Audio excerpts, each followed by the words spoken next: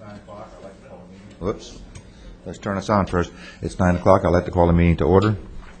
We'll have the invocation by Dr. Charles Lever, Sr. of the First United Methodist Church. Commissioner Tom Lowther will lead us in the pledge to the flag. Let us pray. Almighty God, we gather this morning grateful for this new day and for this wonderful community of which we are a part. We realize that our county has been blessed in so many ways in terms of both human and natural resources, and we give you thanks for both. We give you thanks for its citizenry which love our county and have watched over it, many from generation to generation. We thank you for our county commissioners who have provided leadership and oversight for our community through the years, with a keen eye towards the changes that are occurring within. As we face the ever-ending challenge of change and growth, we pray that we will not act so quickly as to destroy the past, nor that we will act so slowly as to mar the future. Help us to make those decisions which will further the best that our community has to offer, while restraining from those decisions which could potentially bring injury or harm to our community. And grant us the discernment and wisdom to know the difference.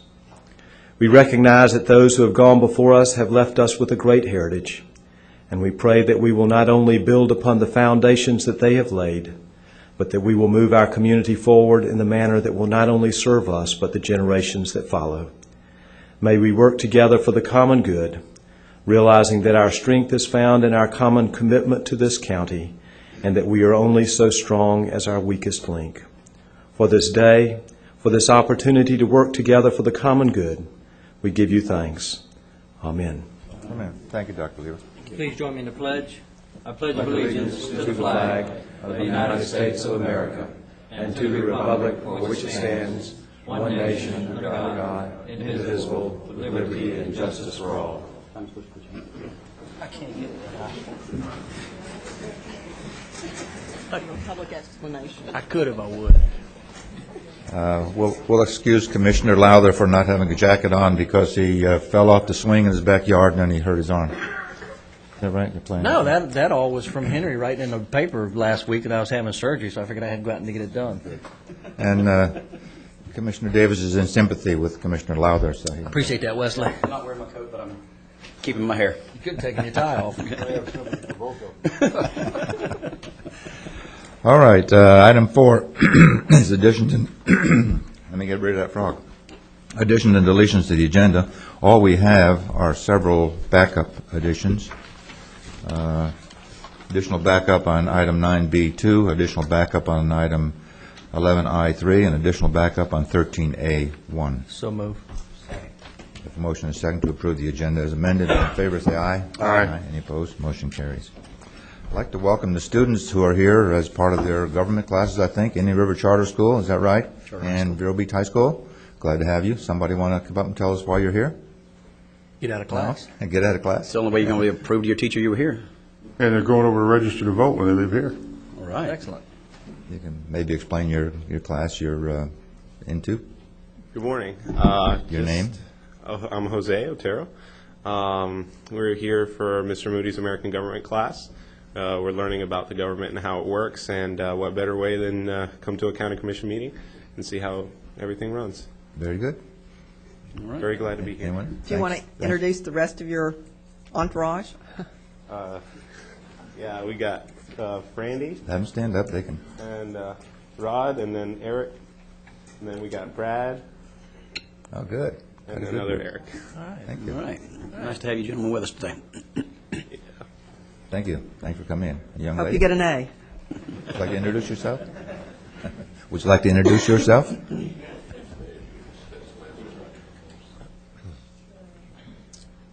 I'm Carmen Jossiger. For our school, we need government meetings 2 every year, and we need them to graduate by the end of our senior year. So hopefully this is going to count. So Well, very good. All right. they're very picnic. Thanks for coming again. Proclamations and presentations. Have a presentation of proclamation designating April 2nd to the 8th, 2006 as Boys and Girls Clubs Week. Ronnie Hewitt, would you take the podium while I read the proclamation? Whereas the Boys and Girls Clubs of Indian River County provides services to more than 2,000 Indian River County young people at its 2 clubhouses and through its Youth Volunteer Corps program, and whereas the Boys and Girls Clubs of Indian River County is at the forefront of efforts in providing our young people with positive self-identity, educational, employment, social, emotional, and cultural competencies, community involvement, health and well-being, and moral compass. And whereas the Boys and Girls Clubs of Indian River County helps ensure that our young people keep off the streets, offering them a safe and supportive place to go and providing them with quality programs. And whereas the Boys and Girls Clubs of Indian River County will celebrate National Boys and Girls Club Week 2006, along with some 3,500 clubs and more than 4 million young people nationwide. Now therefore be it proclaimed by the Board of County Commissioners of Indian River County, Florida, that April 2nd to the 8th, 2006, be officially observed as Boys and Girls Clubs Week in Indian River County. And the Board recognizes and commends the Boys and Girls Clubs of Indian River County for their services to young people. Signed by myself and all of the commissioners. Mr. Hewitt, you have some comments? Yes, thank you, Mr. Chairman. Good morning, commissioners, staff, and audience. Before I make a couple of comments on Boys and Girls Club Week, if I may, I'd like to take just a moment to bring the commission up to date on what's going on with the Boys and Girls Clubs. First of all, as you're aware, we have the Kenny Rogers concert scheduled for April the 1st, and we're expecting a great event. And again, want to thank the commission for their support of this important fundraiser for the Boys and Girls Club. We still have tickets available for anyone who'd like to purchase those, but we're really expecting a great night. Also, as you may know, in January of this year, we opened our new club in Sebastian, and I'm happy to report that everything's going well there. And one thing you may not be aware of is we're in the process of finalizing our agreement with the city of Fellsmere to locate a new Boys and Girls Club there in the basement of the old schoolhouse. So we're real excited about being able to go into the community of Fellsmere to provide services for the kids there. And last, also as you know, we've had in the past some informal discussions with the county regarding the new recreation complex at South County Park. And we just want to let you know this morning that we're still very much in favor of this and excited about the possible partnership with the Boys and Girls Club and being able to relocate our 27th Avenue facility into a new facility, hopefully as part of the county recreation complex. So if there's anything we can do to help move that project along, please let us know. So I just wanted to give you a quick update on all the exciting things that are going on with the club right now. As far as Boys and Girls Club Week goes, as a proclamation mentioned, there will be over 4 million kids in the United States celebrating this special event for National Boys and Girls Club Week.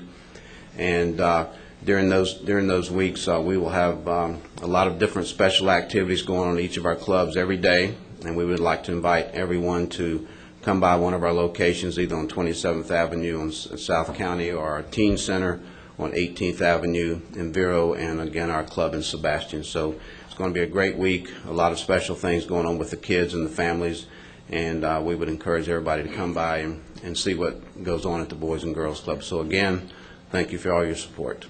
Thank you, Ronnie. Here you have a proclamation.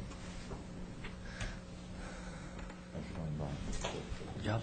Yeah, very good.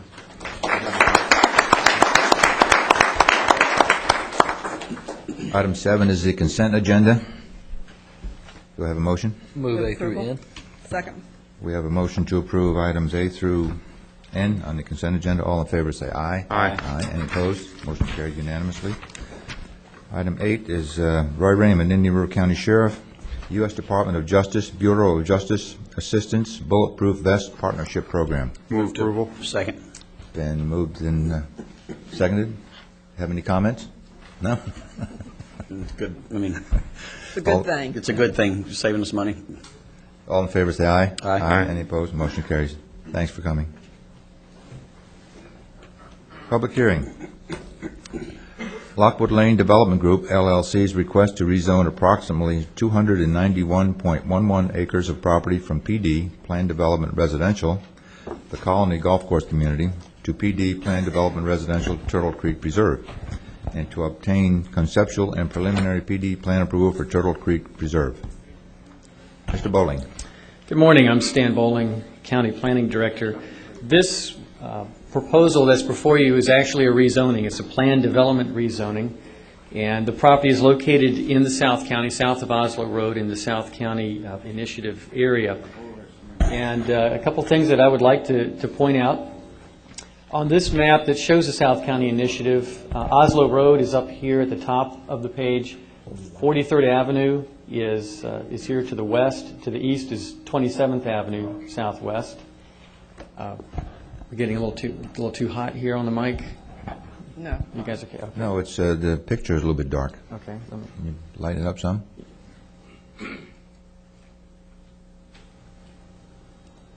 There we go. Does that help? All right. The subject site's located between 43rd Avenue and 27th Avenue Southwest, north of what will be 17th Street Southwest, and south of 13th Street Southwest. This is the Grosvenor Estates subdivision, and a portion of the subdivision is surrounded by this project. Shady Oak subdivision is over here to the west and the north of the subject site. The current zoning is for 550 units and a golf course and driving range project known as the Colony. It was approved years ago and is not active at this point in time. But that is the zoning that's on the property for that specific project. 550 total units, 400 single-family, 150 multifamily. What's proposed here is a different layout entirely, and it is a planned development rezoning as well. It has no golf course, has significant common areas. 450 single-family units are proposed, 56 multifamily units as well, for a total of 506 units. Now, originally, when the proposal came through, it had 625 units. It's been reduced, and what is in front of you today is 506 units only. It was trimmed down due to concurrency constraints, primarily on 27th Avenue. I'll get into that in just a little bit. But what is before you this morning is a 506-unit plan development. And as staff reported in your backup material, the plan does allow for the possibility of a future proposal to come back through the public hearing process to add lots to the project.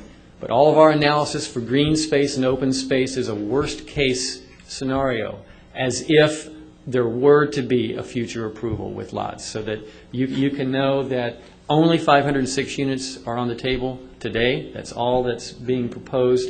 If future units are added in areas later on, the plan accommodates that, and all the open space analysis is worst case, as if it were to be added to later on. In the South County Initiative area, one thing that we do want to point out is that quite a bit of the area, and about where my pen is here, east to the right, is in the L2 land use designation area, up to 6 units per acre.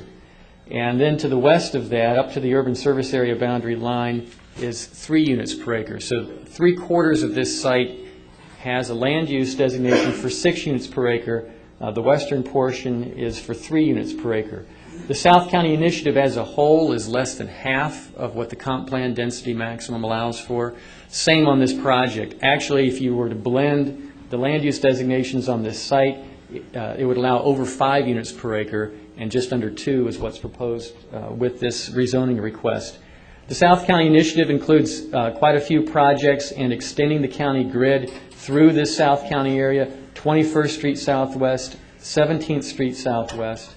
Also, construction of what will be a public north-south local roadway that will interconnect several of the projects involved, a elementary school site, a park, county park site, and a neighborhood commercial area.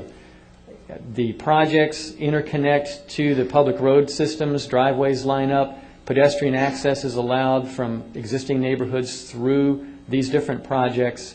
And this project itself, unlike the Colony PD, which is still on the books, this project is integrated into the South County Initiative. And as a matter of fact, even though the South County Initiative planning took place a while back, Mark Brackett, the applicant for this development project, was involved in those discussions. This proposal lines up with other approved driveways and projects on the other side of 17th Street Southwest, lines up with that local north-south road that's part of the South County Initiative. There are contributions that would come from this project, if approved, to improve the park. That was also done with Tripson Estates PD over here on the west side of 43rd Avenue. There's also, amongst the developers involved here construction of 17th Street Southwest, because that road is not actually in at this point in time. So this project is integrated into the South County Initiative, unlike the existing Colony project. A couple of other things that I want to point out. This is the zoning map of the area. The subject site is in this magenta color, and it is Zone PD based on the Colony plan. And there are PD projects that are also approved to the south, but it's under an RS3 zoning district. That's the yellow here. RS3 is also to the north, Grosvenor Estates and Shady Oaks. Farther to the east is RS6 zoning. What we've included in this, in these rezoning ordinance with this project is a reverter. And the way that it's structured is if this project were not to go forward and no construction were to commence within 5 years, the zoning of this site would go to RS3. So that'll kind of be the default for this area, and that is not only consistent with the comprehensive plan, it's consistent with the zoning to the south and to the north of it. And that, again, would be if the project is approved but does not go forward. Stan, the RS3 zoning, that would fall under our new LDRs in the event that it did go through that? That's exactly correct. What would happen, in other words, if this project did not go forward, if it were approved and did not go forward, RS3 conventional subdivision, it would be under the regulations that would be in effect now or in the future. I do want to point out on an aerial photograph a couple of items regarding the site. Again, to the north, the existing Grosvenor Estates subdivision, and also this site surrounds that southern portion of Grosvenor Estates, 13th Street Southwest here, Ansley Park to the north and east, Grosvenor Estates to the north, Shady Oaks here to the west. Millstone Landing Plan Development, which is under construction here to the south. Echo Lake, soon to be under construction here to the south as well. About the eastern three-quarters of the site has native upland areas and also jurisdictional wetland areas. That was integrated into the plan. Most of the area to the west here is former Grove property, although there are some protected trees on that particular site, that part of the site. I want to go over some of the aspects of the development itself. Let me darken this one just a little bit. Can you all see that? Yes. Better? I want to go over the general layout. The Colony PD plan had a perimeter, more or less a perimeter golf course and a driving range open for the public. This particular layout has some large common green space areas, but also actually has more lot area. The lots are actually larger with this proposal, and there's less multifamily. So there's a little more lot area with this plan than the Colony plan. The lots that are in green on the western portion of the site, again, this is on the portion that's designated 3 units per acre. These are RS3 type of lots in terms of their width. They're the largest lots proposed, 80 feet wide. The lots here in orange are kind of the medium-sized lots that are proposed, 65 feet wide. And then the smaller lots that are in the brown areas here are 55-foot wide lots. Those are all larger than the 3 different lot types for the Colony. They're 5 feet wider in each case than what the Colony was proposed. The Colony also proposed larger multifamily area in the southeast corner of the site. In this proposal, the multifamily area has been reduced and has been pulled over, and actually this was part of the South County Initiative discussion, closer to where the school and the park and the neighborhood commercial will be to the south of it. It kind of centers up better with actually the center of the South County Initiative area. The waivers in terms of setbacks that are proposed with this project are similar to the Colony. For these 2 types of lots, 20-foot front yard, 20-foot rear, and the real reduction is on the side yard, 7.5-foot side yard setbacks in these. In the smaller lots, the only difference would be a smaller rear yard setback, which would be 15 feet. Those are to the rear of the lots. There are larger buffer areas in addition to the rear yard setback on all of these lots. Also wanted to point out on this graphic the shaded out areas that are in the areas where actually each lot type is proposed. These are the potential future lot areas that that basically for purposes of open space and calculation, we treated that as not being open space. In the event a future application comes in, and in the event more units are approved with the project. If they're not approved, this will just be green space. Will actually wind up being green space or open space. Also wanted to point out one thing on the side yard setback. 7.5 feet is what's proposed. One of the concerns the Planning and Zoning Commission has had, even internal to a project, is if there are two-story homes that 15 feet apart, perhaps that close. And one of the restrictions that the Planning and Zoning Commission wanted, and that is part of this proposal now, is to not have two-story homes side by side, so you don't have the taller structure closer together as could be the case if they did not have this condition.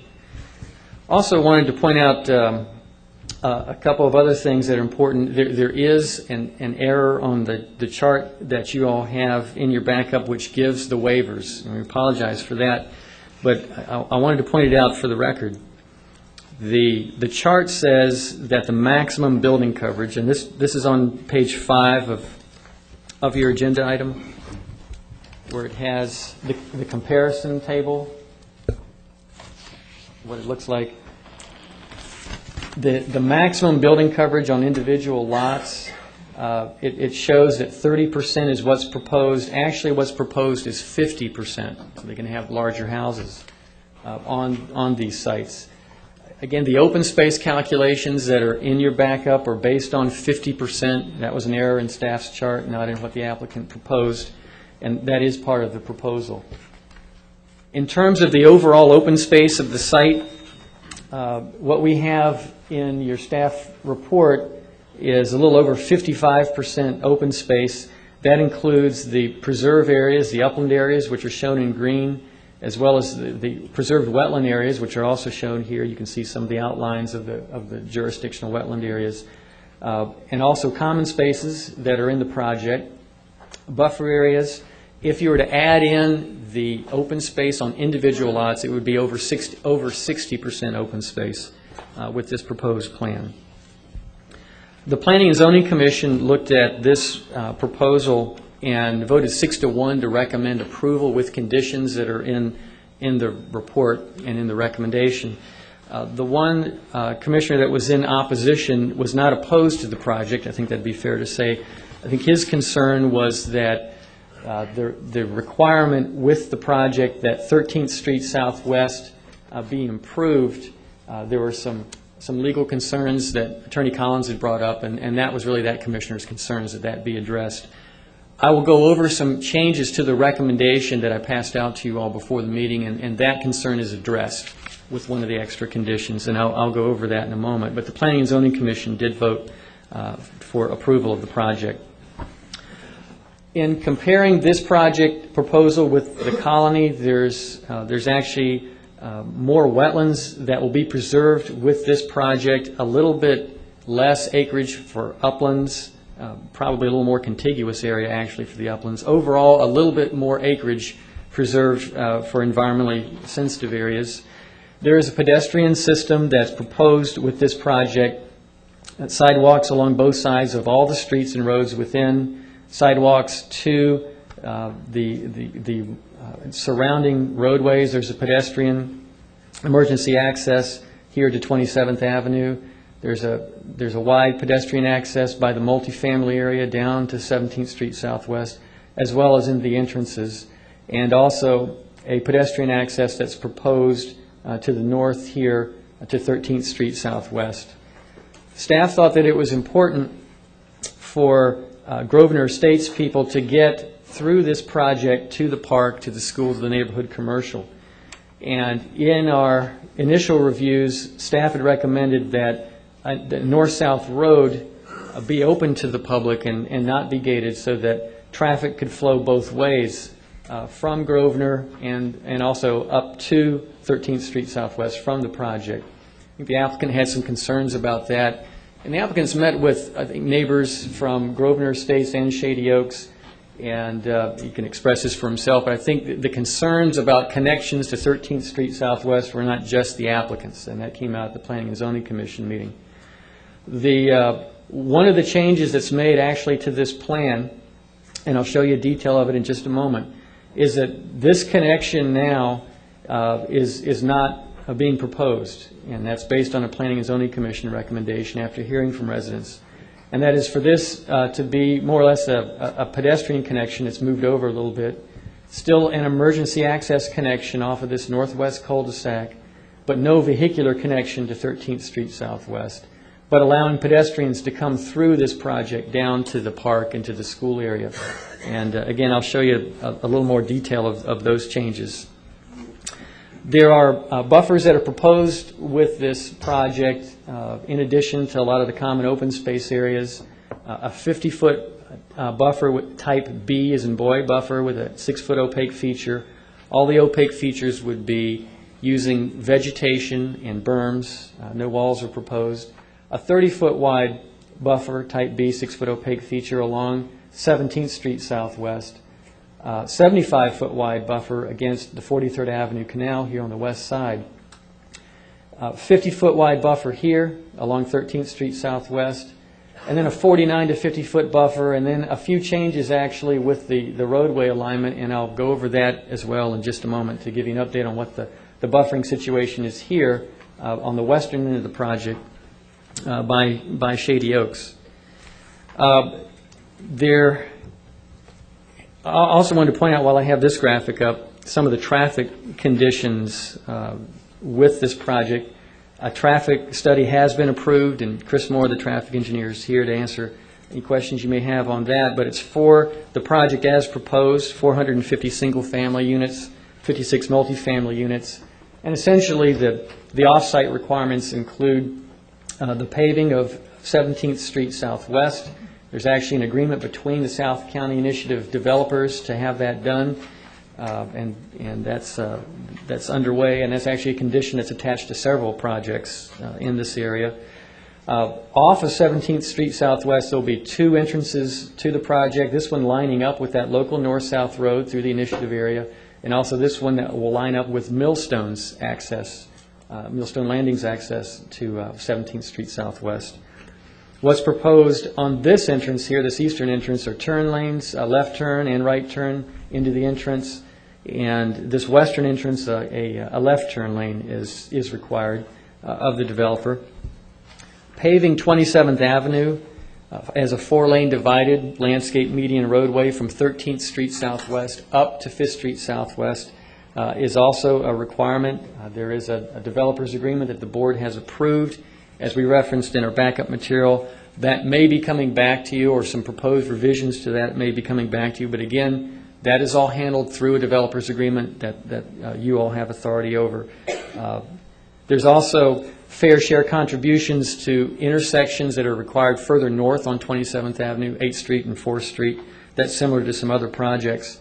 And there's also a proposal, and this is probably one key benefit to this plan development proposal, and that is improvement of 13th Street Southwest, including a bridge over the canal here at 43rd Avenue.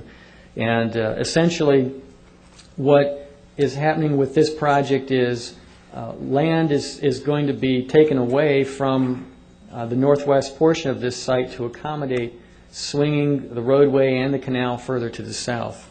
And I'll go into some of the reasons for that. What I want to show you is a photograph taken from here. Essentially, Grosvenor Estates on this graphic stops right here in this corner. This is a north-south road, and that really separates Grosvenor from Shady Oaks, which is from here all the way to the 43rd Avenue Canal. There is platted with Shady Oaks a road right-of-way connection to 13th Street Southwest, and also one further to the north to this north-south road. Neither of those are open. And this one particularly is on paper. This totally treed area here in the right-of-way and along Shady Oaks, but it is a platted right-of-way that the Shady Oaks people control. The first picture first couple of pictures I'm going to show you is taken essentially from this area here, looking west, so you can get an idea of the trees in that area. And you can see to the right would be the north. This would be the edge of the right-of-way here, and then some of the backyards of Shady Oaks starting further to the right here. This is basically the trail that the Indian River Farms Water Management District uses to maintain the canal. This is road right-of-way, and then the canal off here to the left, to the south. And then on the other side of the bank and the trees here, and the bank and the trees are generally in the canal right-of-way, is the development property. And if you go further on down the road, you kind of see more of the same. There are some significant trees in the right-of-way, and because it's not been a heavily developed right-of-way, really the backyards of Shady Oaks merge really into the treed area. I do want to show you one other picture, and this is on the west side of 43rd Avenue, looking back toward 43rd Avenue. The Grove subdivision and the wall and the sidewalk from the Grove is right over here on the edge of the picture. This is 13th Street Southwest where it's paved in front of the Grove subdivision. 43rd Avenue is back this way. And this is the same sublateral canal, but it's just on the west side of 43rd Avenue. I did want to show that, and I'll show it in an aerial in a moment, there are some significant trees as well on the south side of the bank of this part of the canal. And that became a concern as well in terms of looking at the alignment of 13th Street Southwest. I want to go now to an aerial and show you the latest on the roadway alignment for 13th Street Southwest. This is the northwest corner of the PD project. This would be Grosvenor Estates, and believe it or not, there is a road underneath that tree canopy there. This is the edge of Grosvenor Estates. Shady Oaks is to the left, to the west. Grosvenor Estates on this side of the roadway. There is a connection to Shady Oaks from 43rd Avenue, and one of the roadways comes in. There is a grassed right-of-way that is a private right-of-way that could connect to Grosvenor Estates if Shady Oaks folks desire to do that at some point in the future. Again, this is the northwest portion of the planned development. You can see from this aerial, this is where the treed area of the project begins, from where my pen is over to the right, and this is the former Grove area. The idea here is to improve 13th Street Southwest, and it's important that 13th Street Southwest be paved to maintain the grid system. It can go for several miles and it runs parallel to Oslo Road. And so in looking at this, we looked at ways of trying to have the roadway pull south into the project, avoid as many trees as we could that are along the South Canal Bank here, pull away from the Shady Oaks people here, especially where the trees are in the right-of-way there, but also as you go to the west of 43rd Avenue, I'm not sure how all this is showing up. Let me darken this up just a tad. As you go to the west of, this is 43rd Avenue, as you go to the west, you can see there are also trees here that would be affected by a more southern alignment. And especially for this property owner here, a lot of oak trees in this area. So we're trying to avoid the oak trees on this property. We're trying to avoid the trees that are to the south of Shady Oaks, and also trying to minimize the number of trees impacted over here in the more wooded portion. So what is proposed now, and let me just say that the Indian River Farms Water Control District is key in this issue. There have been meetings out in the field and here in the county building with David Gunner, the manager for the district. Relocating the canal or working in the canal right-of-way is something that they have jurisdiction over. As I understand it from David Gunner, the Indian River Farms Board met after your packet went out. He's got a little more direction on the alignment, and staff met with him the last few working days to get a better definition of what the district will allow. David might be here this morning. He's certainly invited, and you might have some questions for him. But let me show you what the alignment is that we understand from David that would be permittable in this particular location. Starting here on the east end, this is the north-south road that separates Grosvenor from Shady Oaks. Now, this is 13th Street Southwest. What we have in the shaded and in the orange area would actually be the transition of the existing road that's in the road right-of-way, swinging south, and actually being south of where the physical canal is now, all the way here along the western edge, and connecting into the lateral canal B here along 43rd Avenue, going underneath 43rd Avenue, and I'm sorry, the canal would go underneath 43rd Avenue. The road itself would line up with a new alignment on the west side of 43rd Avenue, which would then transition back to the north. What I want to point out on this graphic is a couple of things. One is the existing road is here in this existing right-of-way with the trees that are mostly in the northern side of that. You saw from that photograph there's that trail that's mostly toward the south side of this right-of-way. Then there's the canal itself. Then there's the south bank, which has a lot of trees on it. As we understand from Mr. Gunner, a lot of those trees, regardless of what happens here, will need to come out of that south bank for maintenance reasons. So essentially what this plan does is we do lose the trees on the south bank, and we do lose that south bank, but we keep all the trees that are in the existing right-of-way, swing the canal south. So the roadway comes farther away from the Shady Oaks people, and the trees that are in the existing right-of-way now are saved. I do want to point out, I believe there's a Florida Power and Light easement along the back of these, and hopefully they're sensitive to tree trimming back here at some point in the future. This type of alignment also, I think, works better from the district standpoint in terms of shortens up the transition on the west side of 43rd Avenue so that you impact this property not as much, and you stay away from the treed property over here on the west side. So there's a bit of a balancing act, and I just want to describe that in a nutshell. Based on that alignment, I just want to point out one last thing. The changes to the plan, I'll focus in on this a little bit. The plan that the Planning and Zoning Commission saw was this roadway coming up, the north-south roadway for the project as a whole, coming up and connecting in here. What's been changed is the connection to 13th Street Southwest has been taken away. There is a pedestrian access connection to 13th Street Southwest proposed here, and basically this cul-de-sac has been shortened up and pulled south to allow the swinging south of both the roadway and the sublateral canal. I want to go ahead and summarize a few other things if I could to try to wrap up. One is the comparison table of public benefits between Turtle Creek Preserve and the Colony.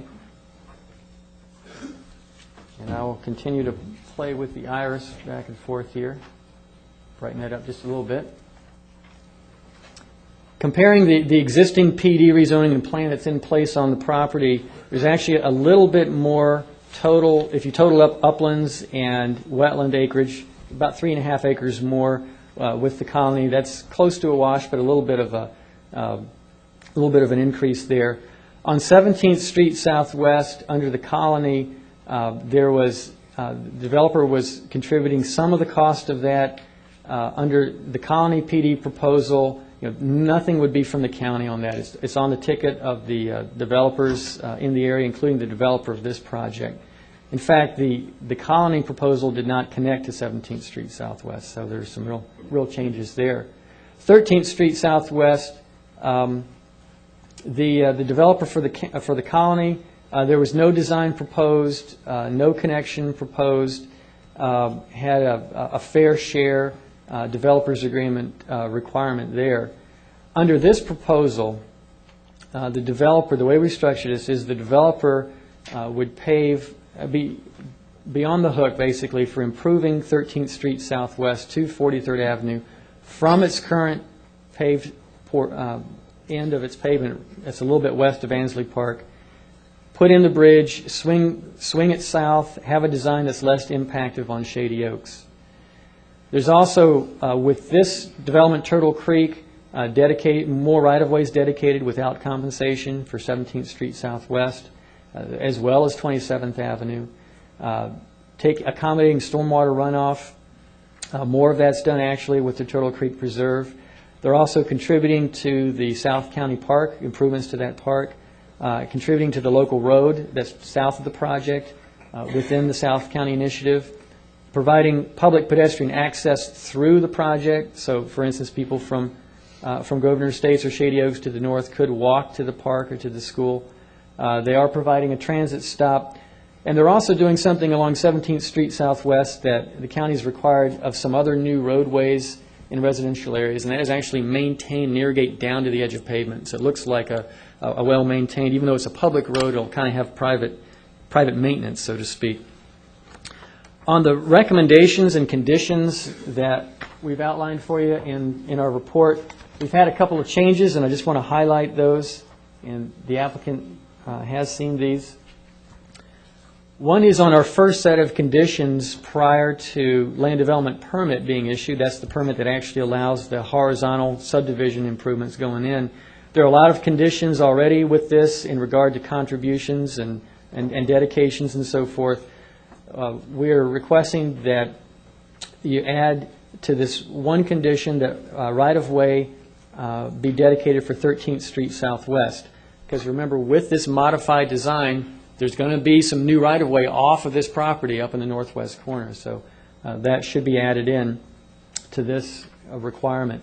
Also, item 1H, we're recommending that this be added, and that be to obtain a Board of County Commissioners approval of a developer's agreement regarding improvements of 13th Street Southwest.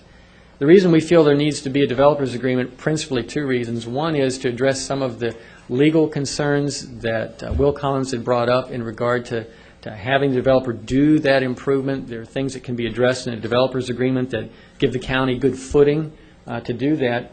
And the other really is coordinating with Public Works on getting 13th Street Southwest paved in a timely manner. There's been projects proposed to have some paving already done along 13th Street Southwest, and this would be an opportunity to have that mesh better.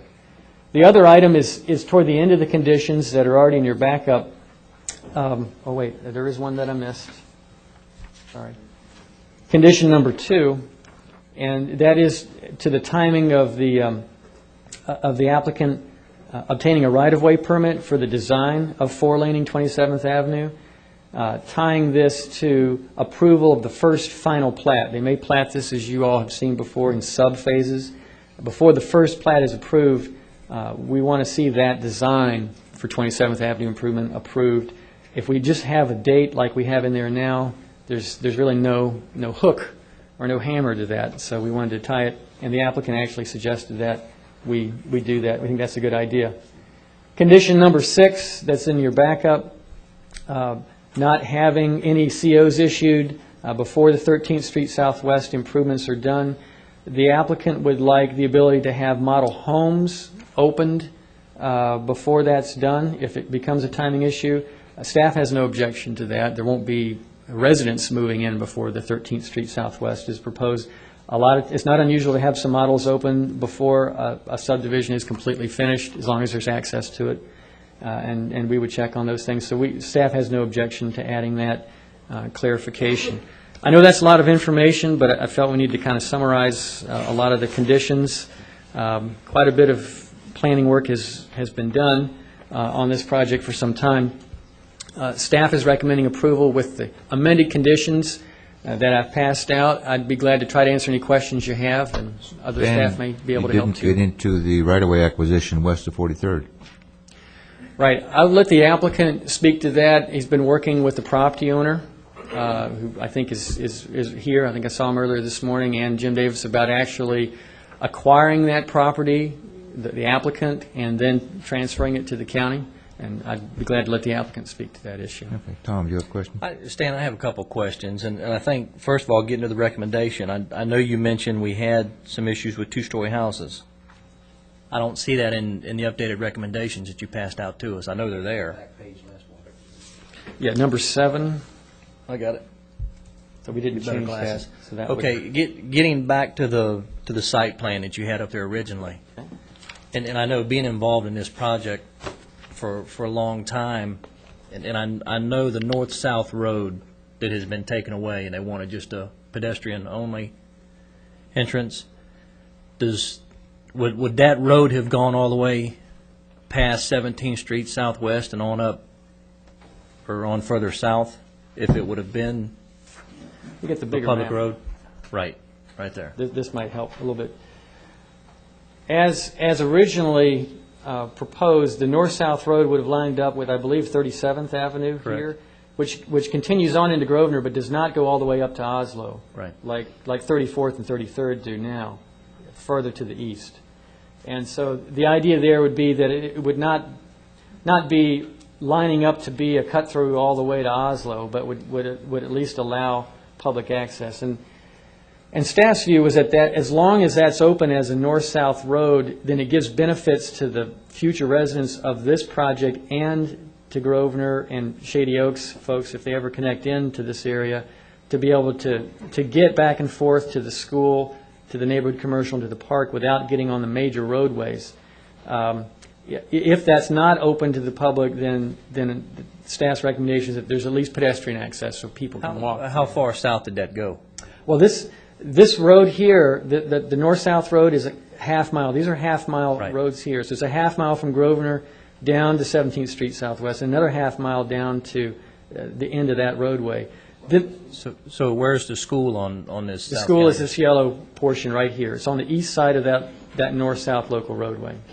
This is kind of the center of activity of the South County Initiative. The school would be here, public park on this side of the roadway, and the neighborhood commercial right here.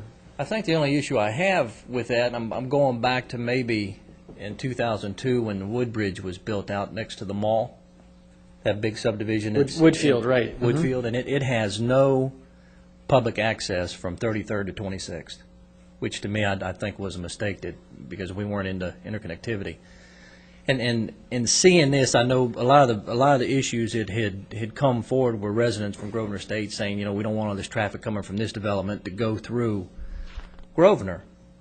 But I'm going back to when we had that issue with 50th Avenue, when we have roads that we're trying to keep off the main drags. And the only issue I see here is I think Grosvenor is a younger adult subdivision of at least trying to have access from them to get to that high school. And I don't, I made the comment at the Planning and Zoning Board that High school? I mean to the elementary school. They'll put a high school out there before too long. I think the biggest issue was the pedestrian gate. They felt that a lot of this traffic was going to go to 34th or 33rd and try to get out on Oslo, and I don't think that's going to happen. That just, you're not going to get out on Oslo. That was my biggest question. I'm not too sure if I'm not in favor of having that road go through, because I think in the future it's going to be a big asset to that whole area out there. That's all I have, Mr. Chairman. Sandra? Thank you, Mr. Chairman.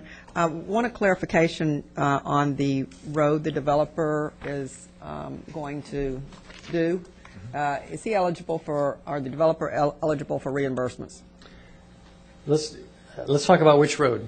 Any of them, Okay, all of them. okay.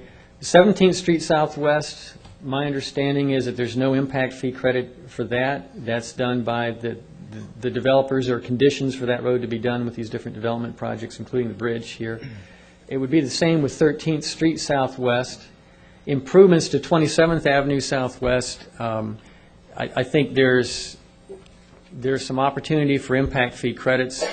And Bob, if you want to address how that might work. Or the attorney? Well, Stan said 17th and 13th would not be eligible for impact fee credits. We don't have developers agreements for those two roads. We only have one for 27th Avenue. So if there was to be no credit, I think that should be a condition of the approval. In the normal course of things, I believe that if roads are shown on the county's 20-year capital improvement plan, then the applicant could apply for a traffic impact fee credit. But those credit agreements have to be in place before any construction takes place. I'm not aware of whether any credit agreements have been applied for 13th or 17th. With respect to 27th Avenue, where there is a developer's agreement, it provides that if the improvement of 27th Avenue from 13th Street Southwest to 5th Street Southwest is added to the county's capital improvement plan, the developer will be entitled to reimbursement of the cost of those improvements less their fair share. I think the implication there is if it's an improvement that we're not planning on doing, we're not going to give any credit. But if it is added to the thoroughfare plan and benefits the community as a whole, then there would be an entitlement to reimbursement there. Because the right now we don't have agreements on the other roads, I think it might be advisable to put a condition that there will or won't be, whatever's determined, credits for improvements to 13th Street or 17th Street Southwest in terms of impact fee credits. The one of the conditions that was added was that prior to a land development permit, there be a 13th Street Southwest improvement similar to the one we already have for 27th. And if the board wants to give direction to staff on how that agreement should be drafted in terms of impact fees now, I think we can structure it as you please. Are east-west roads eligible? If they're on the thoroughfare plan, they would be eligible for impact fee credits. And if the developer applies. Now, I haven't been involved with the negotiations between the staff and the developer, and it may be that they don't have any intent to apply for impact fee credits on those particular roads, but I think it's a point worthy of being addressed either through a condition of development or through the developer's agreement that will come later. Okay, Sandra, did you have something to add? Well, I just just- on that topic before we leave it. I just would like to have that hammered out, one way or the other, because this property could be sold, all kind of things can happen in the long course of a total developed out. And have you had any conversations about this? I'm Bob Keating, County Community Development Director. Yes, we've had conversations with the developer, and there are to be no impact fee credits, no compensation for 13th Street Southwest or 17th Street Southwest. Now, for 27th Avenue, as Mr. Collins said, the developer's agreement provides that there can be reimbursement if the 27th Avenue project that the developer has committed to doing and has already entered into a developer's agreement with the board, if that gets put on the 5-year capital improvements program. The staff has been, and planning staff, budget staff, and public works staff have been working real hard on the 5-year capital improvements program, and that's actually going to the Planning and Zoning Commission on Thursday night as part of the January comp plan amendment submittals. And currently, there is the project that the applicant's doing on 27th Avenue is estimated to cost about $5 million. The $5 million is in the proposed 5-year capital improvements program, but $2 million of that is in as a developer's contribution, and $3 million is the county's contribution. So the maximum contribution that the maximum amount of credit that the developer could get for 27th Avenue would be $3 million. And that's less than his impact fee liability. Okay. And credit, we're talking about actual dollars, or what are we talking? We'd be talking about impact fee credits where they could be either if he completes the he would have to complete. He's actually going to do the road work. So he's going to pay up front for that, and he would get credit for his impact fees for the $3 million portion of his roadway. And reimbursed the rest. Yeah, well, he's going to, if the project comes in at $5 million, he has to pay $2 million of it, and he could get impact fee credits for up to $3 million of the rest. Okay. Wesley, didn't you add something? No, that was on. Mr. Chairman. Gary? No, I think Gary had a question. Yeah, Well, I am not finished. Oh, I'm sorry. I'll wait. Thank you. I had another question or two on the lot sizes. The 7.5-foot side yard, why did you give what's your reasoning for giving that exception? This is similar to some of the other PDs that have been approved in the not too distant past, actually, where in staff's view, these are internal setbacks. There are significant common areas and preserve areas in this project, and so the main setback waiver is internal, beyond buffers and common areas and so forth. And we've had the 7.5-foot setback in other proposals, and I think the only problem that's been perceived with that is where you have two-story houses side by side. So we think that's a way of mitigating that. For explanation, is that wall or roof hang? That would be wall to wall. You can have. You can't even get. This is my personal opinion. That is maybe this wide, 7.5 feet. You can't even get a tree, landscaping, and walk. I think that is minimal for our area, and I think that I'm just expressing my opinion that I don't want that done anymore. That I think that's too skimpy, and that we need to look toward environmental prosperity, and that includes green space between cement walls, houses, or whatever. I think that's just not acceptable. Unless you can give me a really good reason. Well, other than we've done it before. Right, and this is I guess a conversation that probably continues. Is the PD concept is a trade-off. You have the trade-off at Grand Harbor, you have the trade-off at Windsor, you have the trade-off in some more conventional layouts, planned developments, trading off private yard space, especially between houses where a lot of times it's not used, and for common space, and that's why you have the density and the open space controls. And really, is it affecting the people on the outside, or do people want to live in product types like that? And I think what we see in this project is what we've seen in a lot of these larger ones, where there's different. They want to differentiate product type and lot sizes. They have 4 different product types in this particular one. Some are smaller, some are larger, and people want larger houses. So it's a question of the PD allowing the trade-offs between private yards and other open spaces. Do we want to allow that or not? And that's pretty fundamental aspect of PDs. And my last question for right now is the 45-foot lot size, you said, frontage, and 65? Did I get those numbers wrong? 55. 55 and 65 and 80. Okay. And I know some people want larger homes. Is the proportion to the lot size and the home in scale, or can you just build out as large a house as you want? Right, and that gets to the maximum building coverage that they're asking for 50%. I want it clarified on the record, please, if you don't mind. 50% of the lot could be covered with house. Oh, I got it. It's part of the record. So if you have an 8,000 square foot lot, as one of the lots in there, you could have a 4,000 square foot footprint. And I want to, again, for the record, say that I think that's too minimal, that really isn't a very good scale. Thank you very much. Okay, Gary? Any question? You forgot it. No, I wrote it down so I wouldn't forget it. The road is going through, is it not? It's ungated and going through and connecting between 13th and 17th. No. No.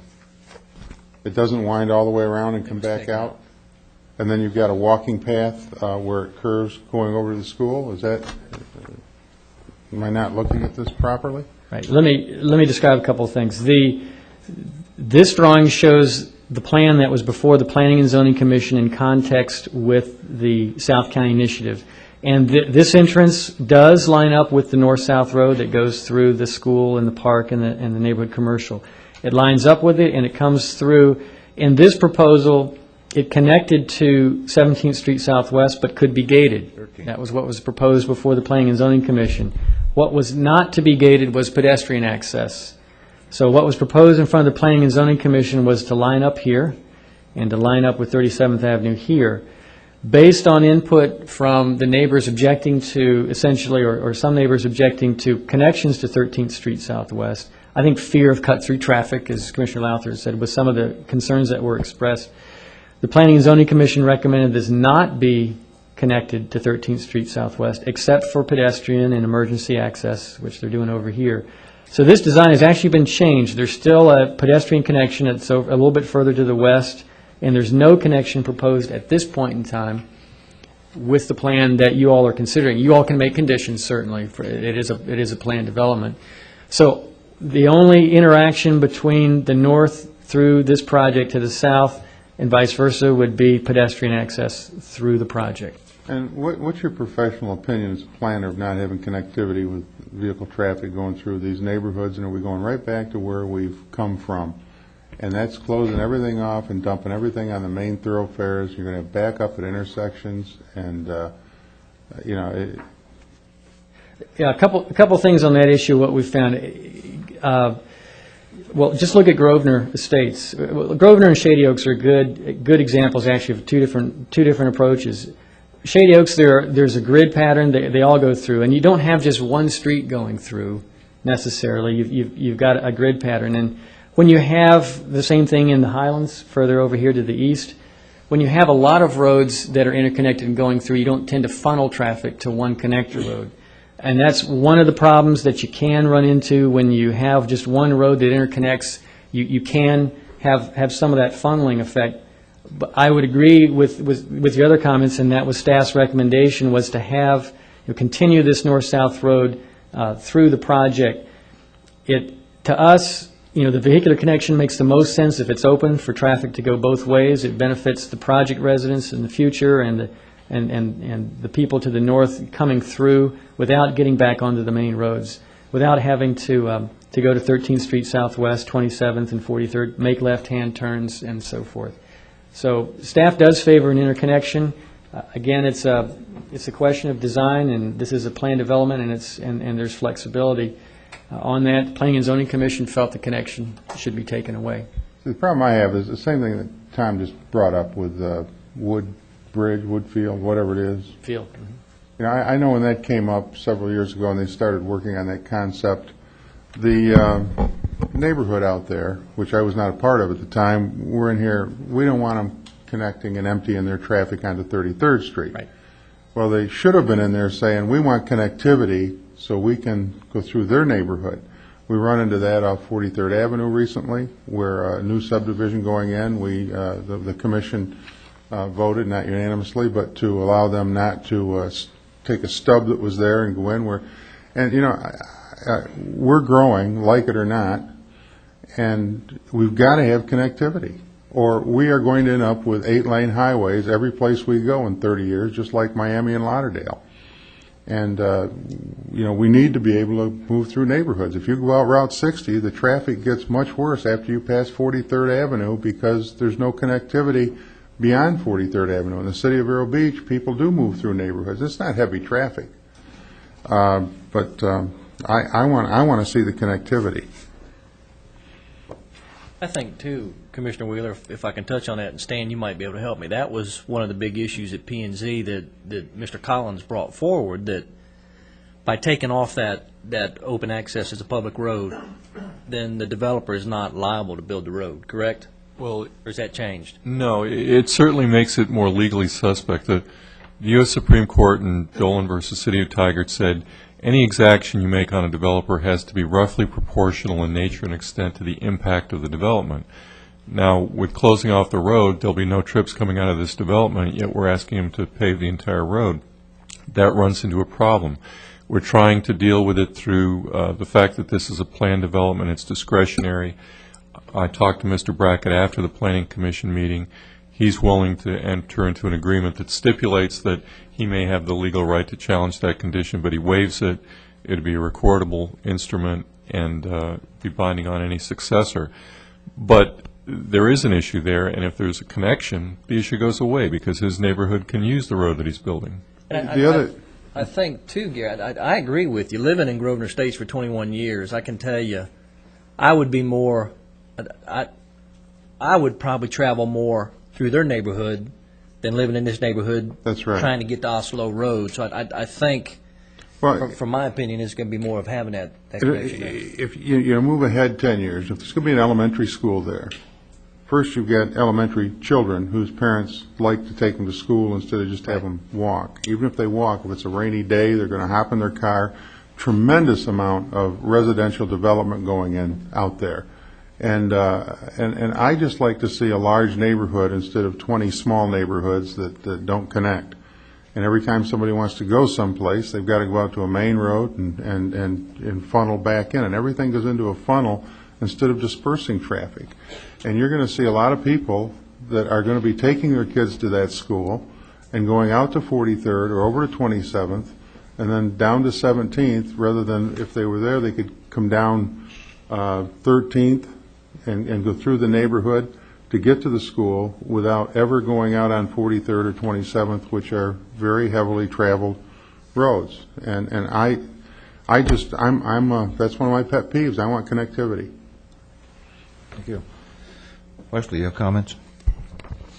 No, I would like to hear from the developer on the issue of the connectivity. I understand the residents, the concern of the residents, and the connectivity, in my opinion, doesn't have to be a clean lineup, just the availability of it. It's not there, they took it away. Right, and with the Shady Oaks residents and the road going to the south now, I don't know if there's going to be any from 13th Street to the north into the back of Shady Oaks. It doesn't sound like there is. And if there was an issue of connectivity going through Grosvenor Estates, perhaps moving the road over and somewhere south of Shady Oaks would allow some connectivity, and again, that filter versus that thoroughfare through a neighborhood. But I want to hear from the developer on a little bit of that before I was at that P&Z meeting, and the road did not directly connect across the street. You had to make a right turn and go up to one of the roads through Grosvenor Estates. And I felt the same way. We're now concentrating all that traffic down on 17th Street, and I think it's going to make a jam on 17th and both north-south right-of-ways. There was an outcry from the people across the street, so I think the P&Z went along with that.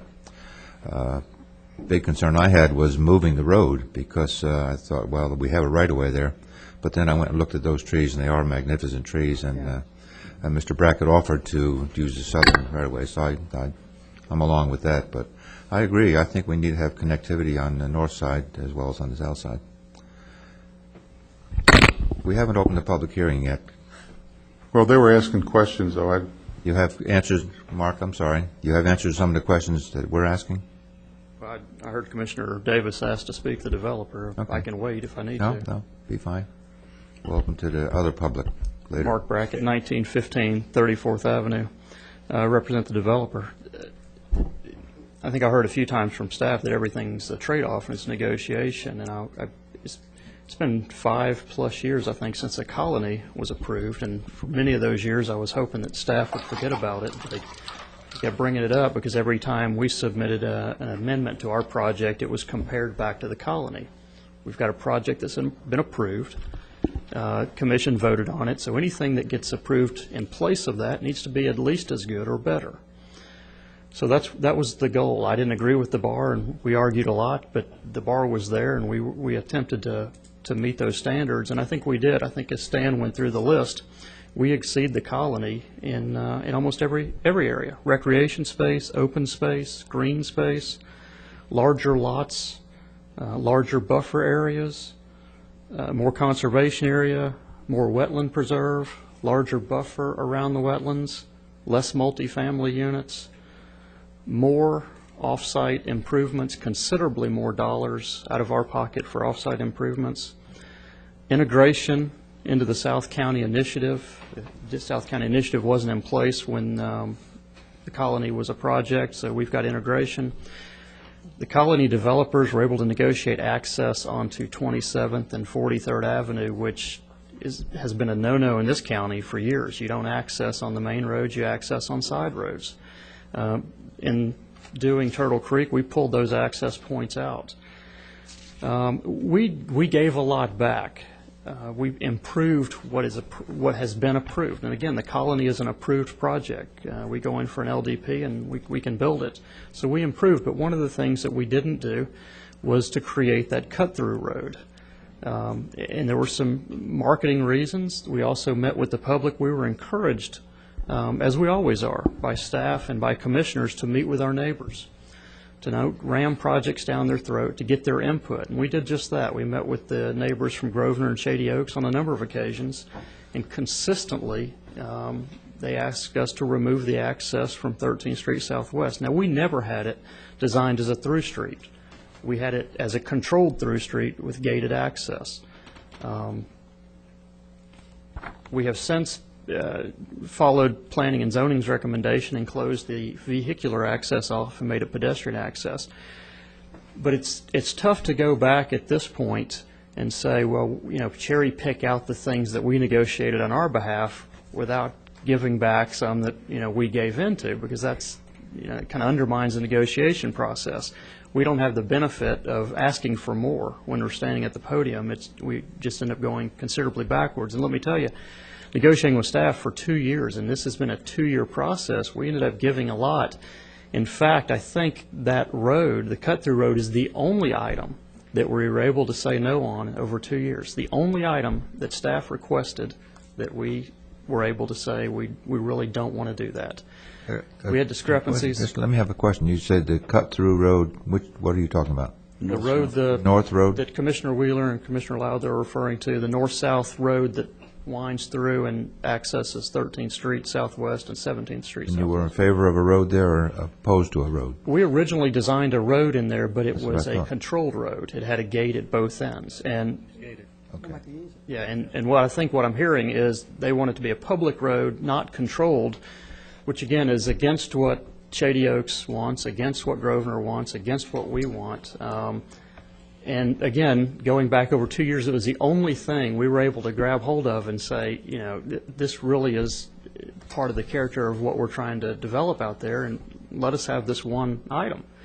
And now we're trying to have that taken back. You want to just gate it on the south and no road on the north is what you're saying? We prefer to have access to 17th Street only and have it gated.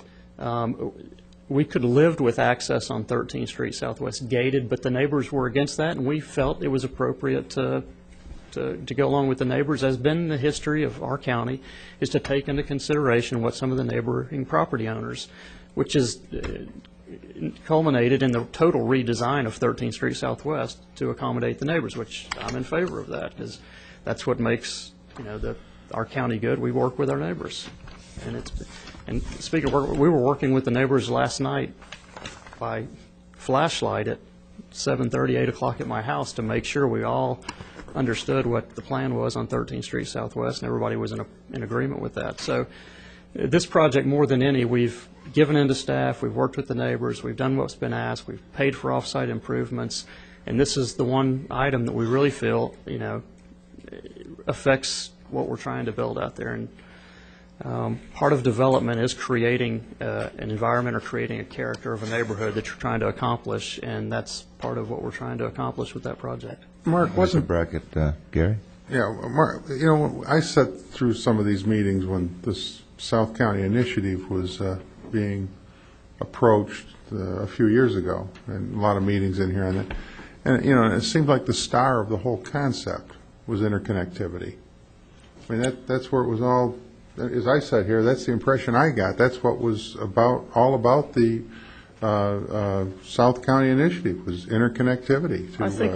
I think it's fair to say now we're that, getting away from it. Well, I think that it's fair to say that was one of the components that was talked about, but we're at a little disadvantage on the north side. The south side that has the road that lines up with what would be our cut-through road is actually the dividing line between two projects. So it was easy for them to put a public road in and just access a public road. It didn't cut their communities in half. It just separated two separately owned entities. We were kind of the last man in to the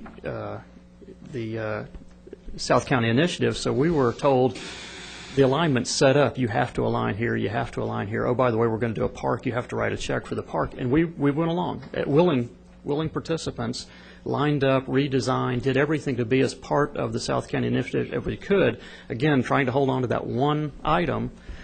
Because you're asking us to take a community it's going to be private and have private amenities and run cars right through the middle of it, where we're trying to sell to our potential buyers the safety of a gated community, the safety of having your children play on less traveled streets, and it kind of changes the character completely. We did that with Devasta too, though, Mark. I think the issue that we have here And correct me if I'm wrong, and I didn't realize this was going to be gated all the way through. I think Grosvenor Estates, and I'm going to get back to from the fact if you live in Grosvenor Estates and you have an elementary school student that you want to get to the school, now those parents have to go out either 13th to 43rd or 13th to 27th, as opposed to going right straight down the middle of where that road was supposed to have been. To me, that makes more sense, of going right down the middle of having access through your development to get to that elementary school. On top of that, too, aren't there some recreation amenities within this development that offer? I know out at Grosvenor they have a lake, and that's about the only thing they have to go around. This would give the public access to recreation. There's a recreation facility inside the school, isn't there? Unfortunately, we're afraid it would give the public access to our recreation as well, because sitting up front that cut-through road is our 5-acre recreation tract with a clubhouse. Yeah, but what I'm hearing you saying is this was gated, so it's okay for our people that live in our development to go out on the Grosvenor, but we don't want them to come in through our... No, our actually, I'm not, Mr. Lowther, because when the neighbors from the north said, we're concerned with your people cutting through our neighborhood, I said, I agree with you 100%. Let's recommend we close off And that I don't access. know if they truly understood that, and of course, they're going to speak today, which is Yeah, which is I'm not fine. trying to put words in their mouth. Well, that's the thing, that when I look at that, I don't know why anybody would go into the other neighborhoods. I mean, I'm looking at the focal point in there is going to be the school site. You're going to have, what, 900 elementary kids there? 550, 550, so. if and when it gets And built. twice a day, you're going to have traffic going to and from that school site. And everybody's going to have to, up in that area, and I don't know where the districts are going to be, and a lot of growth going out there, though. And you know, I just believe overall countywide, and I know it's a lot easier to sit here and say, yes, we agree, we don't want to let any traffic through anybody's neighborhood. But, you know, at some point in time, we're ending up with a bunch of roads that are going to be 4-lane and 6-lane because everybody's going to have to empty on, everything out of all these neighborhoods becomes a funnel effect onto the main thoroughfares. Well, with all due respect, I think you're exaggerating for the fact of drama here is the county. Chris Morris sitting in the front row will tell you that 6 lanes are not needed out there. 4 lanes accommodate all the traffic we're going to need. It's designed that way, and to some degree, I think it's somewhat hypocritical to not allow me to run a controlled access through this community when the same commission voted down improving 43rd and 27th because it was putting too much traffic through neighborhood areas. Mr. Chairman. I mean, it's a little inconsistent. So would you like for me to change my mind? No, I didn't think so. I'm going to go back to the original. My original statement was this was a big negotiation, and this is the one thing that we were able to get out, and we gave literally. And I'll ask Bob Keating if I'm exaggerating here. We gave in on every item except that one road, because we felt like we could work with them without destroying the integrity of what we were trying to create. And this was the one thing we said, this really straw that breaks ground. We can't accomplish what we're trying to accomplish with that being a public road through the middle. Well, the only thing I'd like to point out is, you know, dramatizing or being, using scare tactics or whatever. Mark, I was in this audience when I was sheriff about 10, 12 years ago explaining what I thought was going to happen to Route 60. And I was accused of the same thing. Well, go drive Route 60 and tell me if I was wrong. And I'm not a planner. It just takes a little common sense to see what's going on in this county. Wesley, you had a question of Mr. Baggett. Yes. And I guess, I mean, if we're in the process of give and take on this, and I'm starting to see some flavor from the commission, but also in front of us is some vacant areas that, in all actuality, are going to be lots. I don't think anybody, these little hatch marks that I see on this plat in front of us. I guess really, why right now are they not before us as planned lots? Right. There's got to be a reason. It's not because of, especially since we're not counting that as open space. I mean, they're going to be lots. Is it a concurrency issue? It is a concurrency issue. What is the concurrency issue? The concurrency issue is that, first of all, the applicant has to meet conditional concurrency to propose a rezoning and to propose a planned development. And given the deficiencies on 27th Avenue currently, in order to bring this project forward, the 4-lane divided proposal that he has will So because that's not open in the up so comp many plan. trips. That's correct. Okay, so now after that, it's safe to assume that these will be lots? Well, no, they would have to come back through the plan development process to get approval. They can only get approval for 506 units, the way they have it broken down now, 450 single-family, 56 multifamily. It's safe to say that when concurrency allows, we'll be back in with an application for those lots. They'll be back. Yeah. Okay, any other questions of staff or the developer? Hearing none? Oh, I have one. Go Thank ahead, Sandra. Thank you. The negotiation, and I do appreciate staff, but if our job up here is to approve the last, we do have a say, and there's a little bit of negotiation. Let's don't be naive to think that we can still have wiggle room here. Or is it cut and dry, and we do not have any wiggle room? You got We wiggle do room. this as a PD.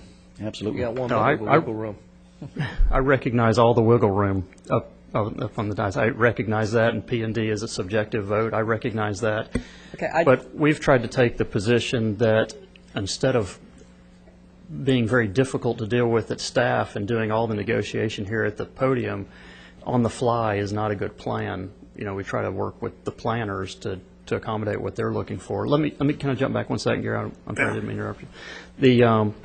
The issue on 7.5 feet setback, that is per lot. Yeah, so it would be. It'd be twice that, I right? understand And I'll reiterate what Bob said about the trade-off. The trade-off is you're taking 5 feet of green space between two houses times 500 houses and putting it into acres of open green space where you actually have habitat. I mean, the 5 feet, nothing's really going to live in there, no animals, no wildlife. You take all that and combine it together where you're setting aside a 5-acre piece or an 8-acre piece. Now you've got some habitat, and it's philosophical, but that's Right. 30 And seconds I on understand that. that too, but I just got back from Miami this week, and all those look like that, you know, so, and I don't mean that unkindly, some people like that, but we're a little bit different here, and so I'm just bringing that forward. I got a question as to your definition of making changes on the fly. That's what you just said, I think. Yeah. Yeah, what do you mean by that? Well, I mean, I may not understand the process. That's why I'm sorry, if I was more difficult to deal with at planning and took the position that we're going to come up here and negotiate, then I would hold back these things from planning staff, and I won't give you this, I won't give you that, thinking I'll just give it away when I get up here to the podium because I'll have some trade bait. We don't take that position. We go open. I'm not saying that that's what the commission's doing. I'm saying from our end, we don't do that. We're going to give staff what they're asking for. Well, and I don't know that we always agree with staff. But the process is, and the process that you've gone through is dealing with staff, negotiating, going to planning and zoning, making some changes, and then we're the final say. I agree. And so I don't see it as being on the fly. I see it as part of the process. I didn't mean from your side of the table. I guess I meant from mine. Oh, okay. All right, are there any more comments from staff? Okay, I think before I open the public hearing, we have to take a break every 90 minutes, and it's within 6 or 7 minutes. How many people would like to be heard at the public hearing? Are there a lot of you? Well, only a few. All right, let's, but we're still going to have to take it. Are you ready to take it now, or? Why don't we take it and then come back? Okay, we'll take a 5-minute break, and let's just keep it at 5 minutes, please, and we'll be right back.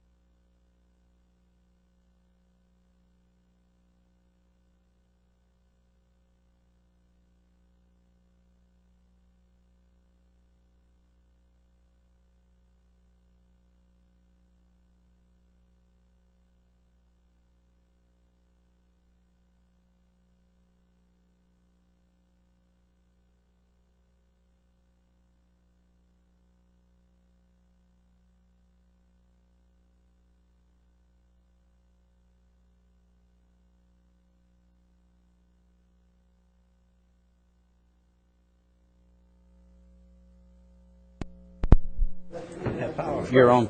Give us the power. Yeah, thank you. I'd like to call the meeting back to order, please.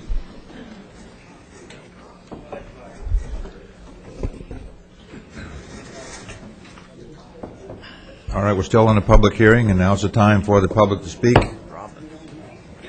Anyone wishing to speak on this item, please come to the podium, sir. Let us have your name and address for the record. My name is Bruce Genero. My address is 4406 6th Street Southwest, which is Arbor Trace. This was not in my notes, but I think after observing the meeting so far, I think every voter in Indian River County should be required to attend one of these meetings, because I'm very impressed by what I've heard here, and certainly I don't get the same type of meaning from just seeing ads or speaking with people. You've done a great job so far. Anyway, there are three issues I'd like to bring up today. Number one concerns, well, they all concern traffic. Number one is just doesn't need any answering. It's just a concern I have. I play golf at Sandridge Golf Course, and I have to go down 58th Avenue to get there. And I have to go by the Devasta and the Centex developments, which are quite large.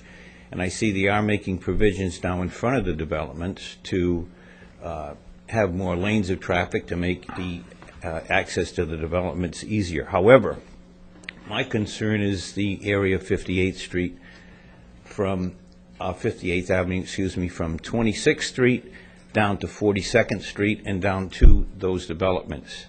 There doesn't seem to be much room there for expanding 58th Avenue there. They're very close to homes, and I can only be fearful that my days of driving there to get to Sandridge Golf Course are numbered, because when those developments get filled up with people, that traffic is going to be a serious problem.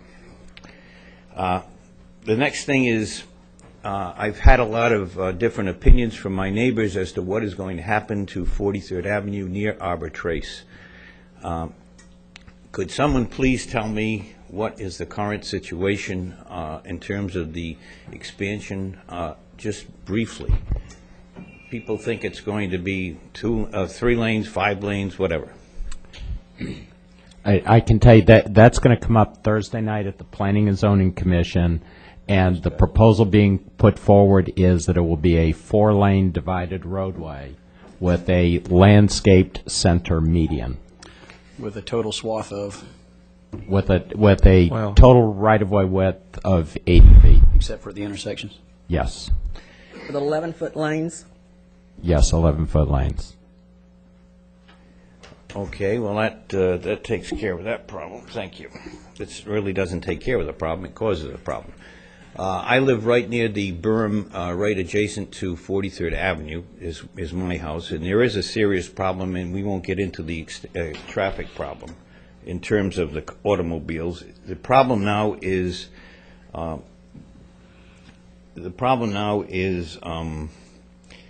noise caused by automobile boom boxes and exhaust systems that have been modified to make small cars, trucks, or motorcycles sound like 747s, and they've only become worse.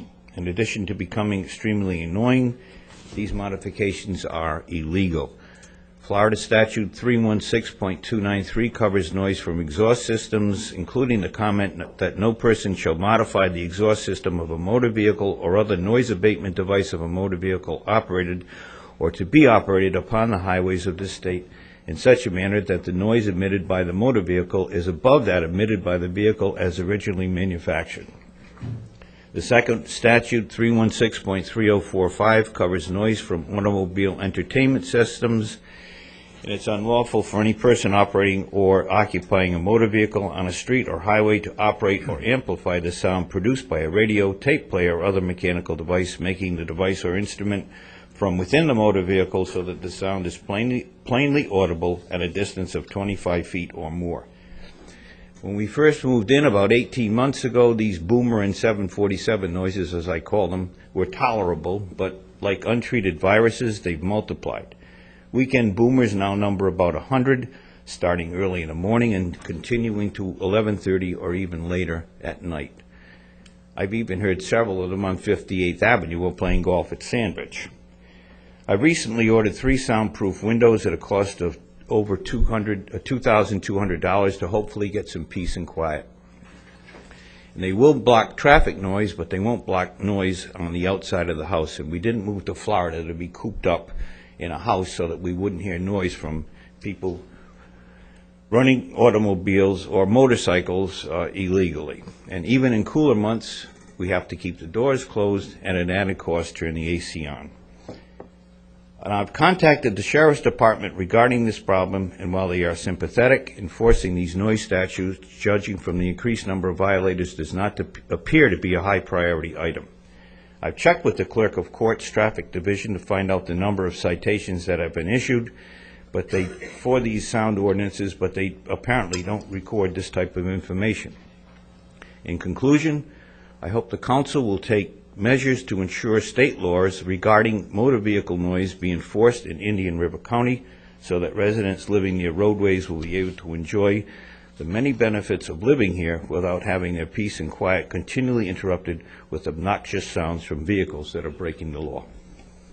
Thank you. The only thing I can say to that is amen. Thank you. We're on the public hearing for Turtle Creek. Anyone want to speak about Turtle Creek?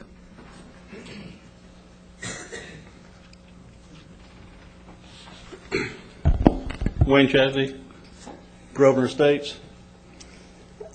I guess I have concerns on the project. I'm thinking kind of safety.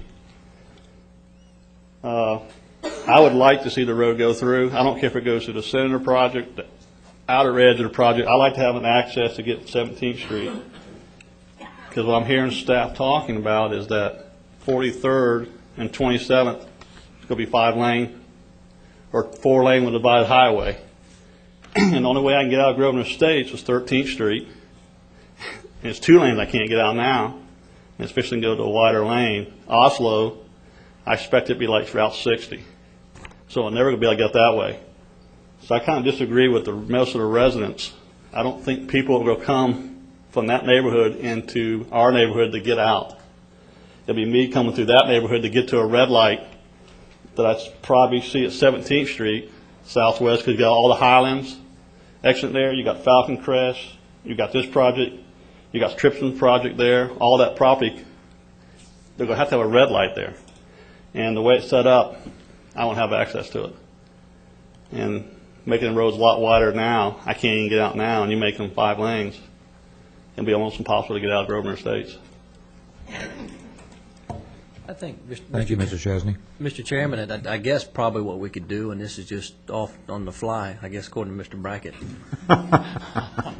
is maybe if he wants to continue to have a gate, and I'm going to throw this out there before the rest of the people speak because they can put it out there and see what they think because it is on the fly, is if we have a gate there, that gate be allowed to remain open from school hours, Monday through Friday, and close on the weekends or something like that. Close it at night. Yeah.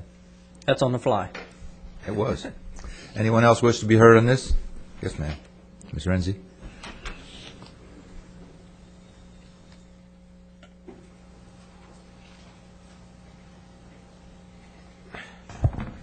Good morning, Commissioners. Renee Renzi, Waverly Place, Vero Beach. I must say I'm in full sympathy with Commissioner Wheeler's frustration.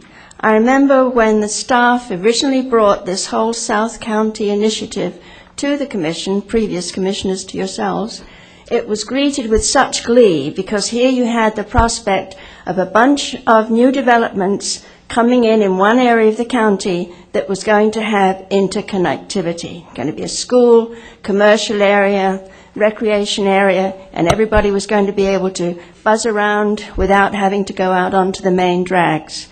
Now we have a sizable development, 560 units, that wants to be closed off. And if this goes through, then all of the others are going to claim the same privilege, so you're going to have the same thing in the South County as you have in the rest of the county. Little enclaves of people funneling the traffic out to the main roads. And I think if you could stop it at this point, you will save the South County initiative. So I hope you do. Thank you, Ms. Renzi. Anyone else wish to be heard? No one? No one from Grosvenor? Yes, sir. Good job, Commissioner Wheeler.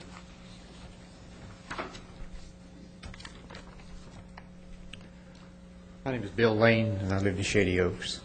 I want to say that we appreciate the work that's been done by Mr. Brackett and about trying to save our trees and so forth, and we're in favor of moving the right-of-way south in order to save the trees. And we understood that when they, well, for one thing, we went through to P&Z and they dropped the north entrance. Okay, we thought that that's what was going to happen. Okay, we understood it was going to be a gated community. And now you're talking about opening it back up. I think that isn't what we understood was going to happen. And I wouldn't be in favor of the north entrance. The only way that I could say that could possibly, I would feel a little better about it, if you did close it off at night with the possibility maybe to open during school hours. And so that would take off some of the traffic, especially at night. What is your concern about the north entrance? You're in Shady Oaks and it doesn't Added access. traffic on the roadway of 13. Well, you don't access that roadway. I don't before. access it, but it comes right behind my house. You live on the backside there. I live on the backside. I talked to you on the phone. I sure did, yeah. I went down there after I talked to you. I went down and took a Came out look, and and there looked are at some pretty trees. Yeah, we've got some beautiful trees in there. And I really appreciate that, the effort of trying to save those trees. Yeah, that's a good idea. Okay, thanks for your Thank comments, Mr. Bill. Who's next? Clay Connell, 1298 40th Court Southwest, Shady Oaks. My concern is if you do take away his right to have the gates at both ends, that he's possibly going to drop back to the other plan, which is the old PD, and he can put in a lot more homes, smaller lots, and it wouldn't be as nice a community as he's planning. I mean, I don't know if anybody's thought about that, but he has the right to go back to that, and that would be a concern of ours. I live in Shady Oaks. It's not going to affect me too much except for the road, and we've agreed to have the road moved south, so we're in favor of that road staying, south of our project. Any changes he made would have to come back here for approval also. Yeah, but there is an approved plan right now. I guess the colony, I don't know that much about the colony, but those roads go, there's accesses out on the 43rd, so that's going to be a traffic problem too. And I don't know what his rights are as far as that goes, but that is a concern of ours. And I like a gated community myself. I mean, less traffic, less people driving through, and you have less crime that way, which is the reason we chose Shady Oaks. Nice community down there. It is. Thank you, Mr. Connell. I'd like Did I to see share- another hand? Yes. Mr. Butler, I presume.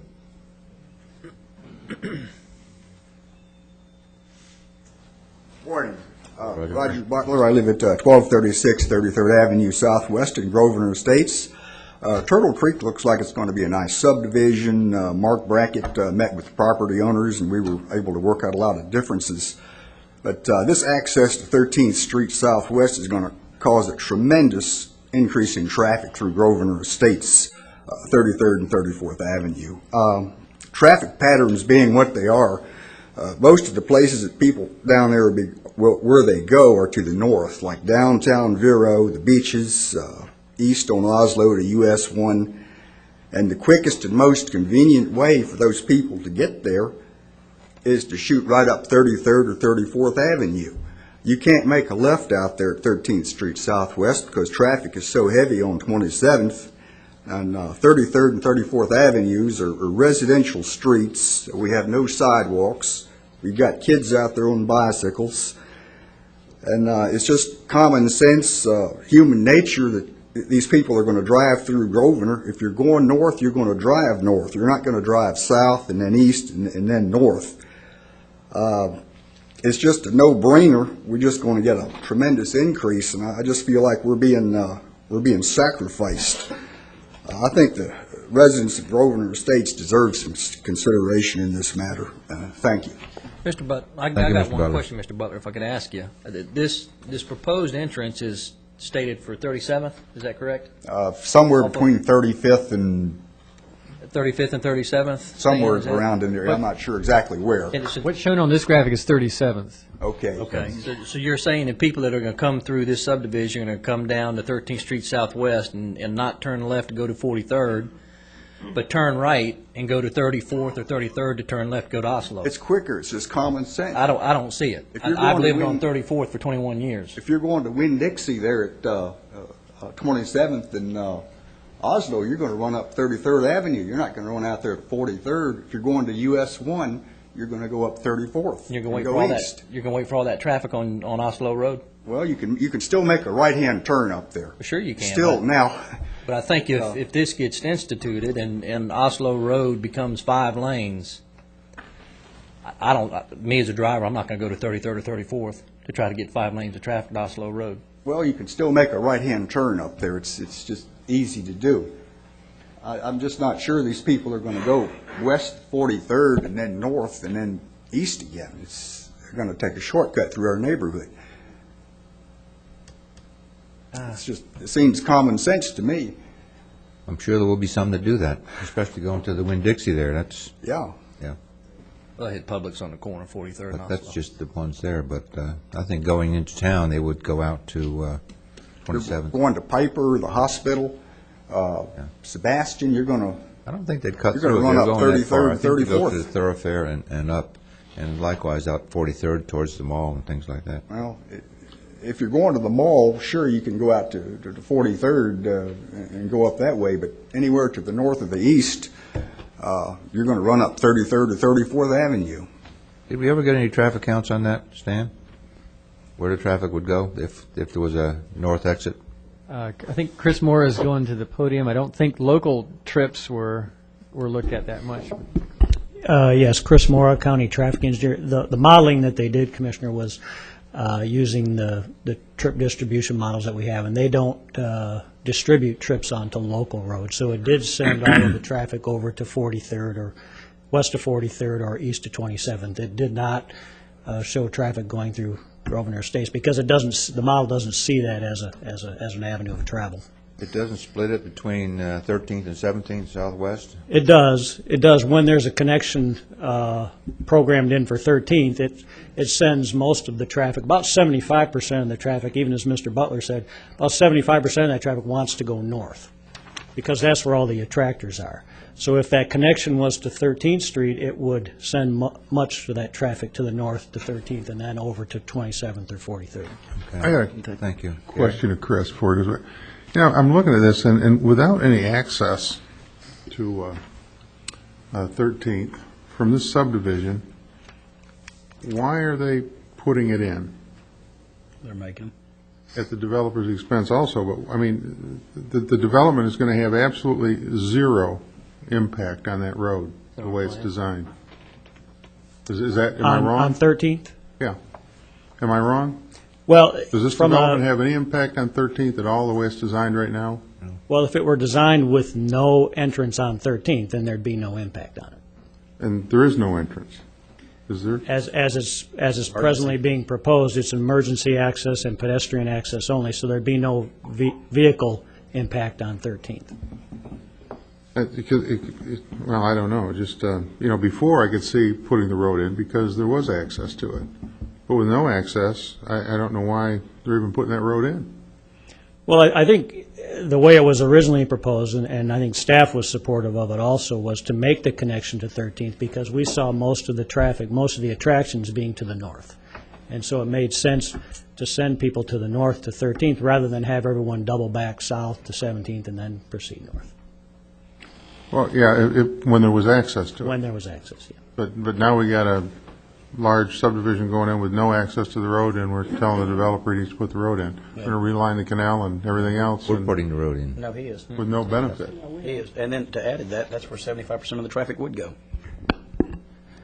Jim Davis, Public Works Director. There is a desire for 13th Street Southwest to connect from Kings Highway all the way to 20th Avenue.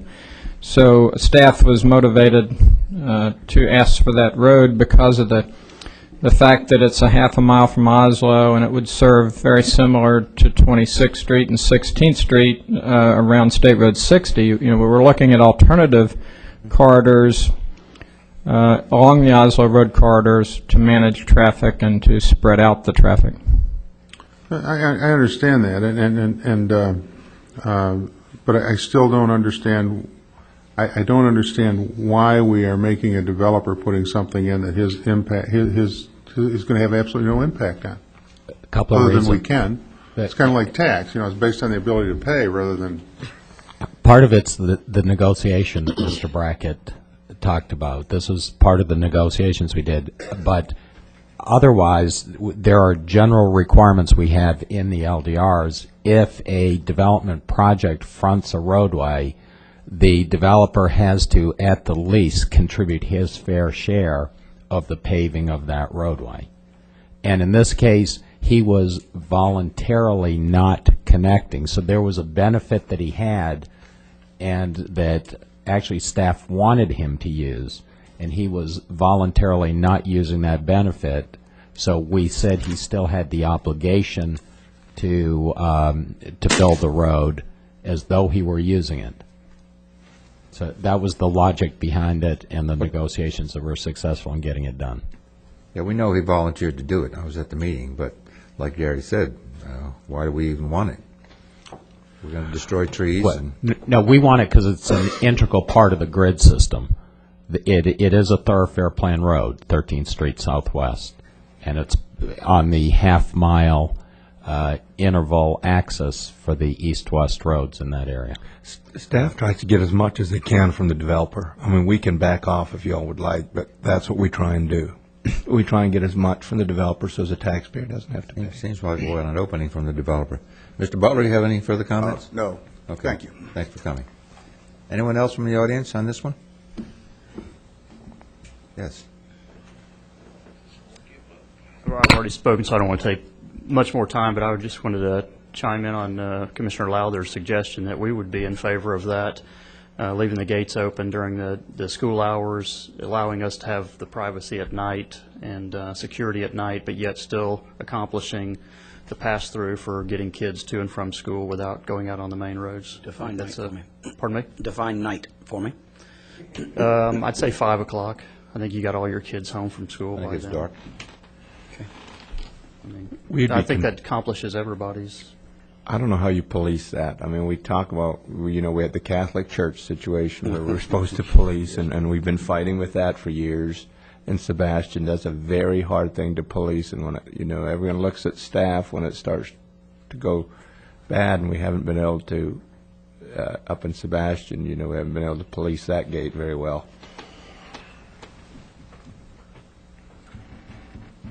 Thank you, Mark. Anything else? Thank you. Thank you. Anyone else like to be heard on this item? I'll close the public hearing. Ladies and gentlemen? I make a motion that we accept staff's recommendation, but I would like to see that put in there that if the gate is up, that it does remain open during the working hours. Staff recommendation doesn't have a gate. I know, but that's what I'm saying. I'm adding that to it. Add a gate to the north. Yep. And then open during. The gate's there, but I want to add the gate back in there. We took it out. I want to put the gate back into that access and make sure that it's there. Right now, it's just a walking trail. Yeah, but I want to put the gate back in. For a road. Yep, as a road, and it'd be closed at night, but open during the day. 6 Monday through p.m., Friday. 6 p.m., 6 a.m.? Yeah. Something like that? Yeah. No. 8 p.m. to 6 a.m., what? 6 to 6 is fine. Yeah. I think that would allow for reasonable traffic flow and try to protect the rights of the neighbors that truly would be impacted, but at the same time give them an opportunity to take their children to perhaps a future elementary school without having to take them out on 43rd and 27th every morning whenever there's perhaps a faster and a safer route. Is there a second to this motion? Second. Seconded. Under discussion. Comment was made that the people in Grosvenor Estates came to the P&Z meeting thinking that it was resolved with no entrance. Do you think we ought to continue this public hearing to give them a little more notice that there has been a change that they might not be happy with? I don't mind that. I mean, I don't have a problem with that. I don't have a problem with that at all. I think that it's, because I understand their concern of the traffic, especially at night with through traffic. That's very understandable, and hopefully we can address that issue, or have addressed that issue, to say that the night traffic will be brought to a minimal level. The P&Z meeting was very, very well attended by people from Grosvenor, and I hate to do this without their input. Okay. I would agree with we that. do that, So we'll just postpone this We Vote. table this till, You could continue it to a time certain without re-advertising. I guess then, if you're not re-advertising, how do you get the word out other than TV and the neighbors who are here communicating? when's the next meeting? We're not having one next week. April 4th, I believe. Okay, yeah. Let's, we need to withdraw the motion so we can make it. Mr. Chairman, we have a mailing list of all the residents, and we've been in constant communication, and we'd be happy to send out notifications upon. Did you send out notifications about today's meeting? No, it was public. We sent out notifications on all of our meetings between developer and neighborhood, but we will send out for the next. Oh, you didn't send one out for today's meeting? No, sir. Okay. You did? You all did? Stan? Yes, we sent out over 200 letters for each public hearing, and it certainly has its cost. But to do the notification, I guess a mail out could be done by staff or by the developer, whatever. So all the residents were aware we were going to act on this today. That's but correct. They were probably not aware that we were going to make some changes. Correct. I don't have any problem with withdrawing my motion to move this. Postpone to a time certain? Yeah. All right. The motion is to postpone it until the next meeting. Yes. Which is 2 weeks from today. Right. And to hammer final, and to actually reduce the writing, Commissioner Lothar's comments, put them in there as far as the gate. That way we have something that everybody can see what the plan is, what the time is. Okay. And who's going to notify him? Mark or us? Both. Both. I definitely will. Both. Staff wants to, in addition, I Okay. Both. Is there any further discussion? Can I say something? The problem is. Yes, you may. You have to come to the mic, otherwise it's not recorded. The problem is it's a morning meeting, and I think the working people probably, I own my own business, so I could be here. I think that was probably the problem with not having a lot of people here Well, today. as long as we get a cross-section, if half the people that came to the P&Z would come. But that was an evening meeting. It was an evening meeting, I know, but we had a lot of people there. but I'm a little concerned that we've only had maybe one or two people from Governor here. And one, I think, was in favor and one was opposed, so that leaves us up in the air. Okay, we have a motion to table this till the next meeting, which is April the 4th. Is that right? Yes. All right, all in favor say aye. Aye. Any opposed? Motion carries. Thank you. Now, if I can find my agenda. Can I borrow somebody's agenda? Absolutely. Your outline? Where'd it go? Use my outline. There it is. Line B2. Okay, we've already heard B1. Mr. General already spoke. B2, public discussions items. Request by Charlie Cox to speak regarding Veterans Council change of an election date. Charlie. Yes. Come to the mic, Charlie. Yeah. Probably fall with him. Oh, yeah, probably did. Understand. Morning. Good morning, Charlie. I've just gone through about 6 weeks of the Valley of the Shadow, and while I was in that hospital, a lovely lady asked me, "Tell me about yourself." I says, "I won't lie, I won't cheat, and I will not steal, and I will not break your heart." She said, "What more could a woman ask for?" If Charlie Cox tells you something, you can bet the farm. I will not bear false witness against my neighbor. Mr. Chairman and fellow officers, it is a wonderful day. I'm so excited about my future. I can't wait. The birds saw me and started singing. The flowers saw me. They smiled and nodded their heads. Last night, I took inventory of the blessings we all have and enjoy. We go to whatever church our conscience moves us. We go and take our children to whatever school for free.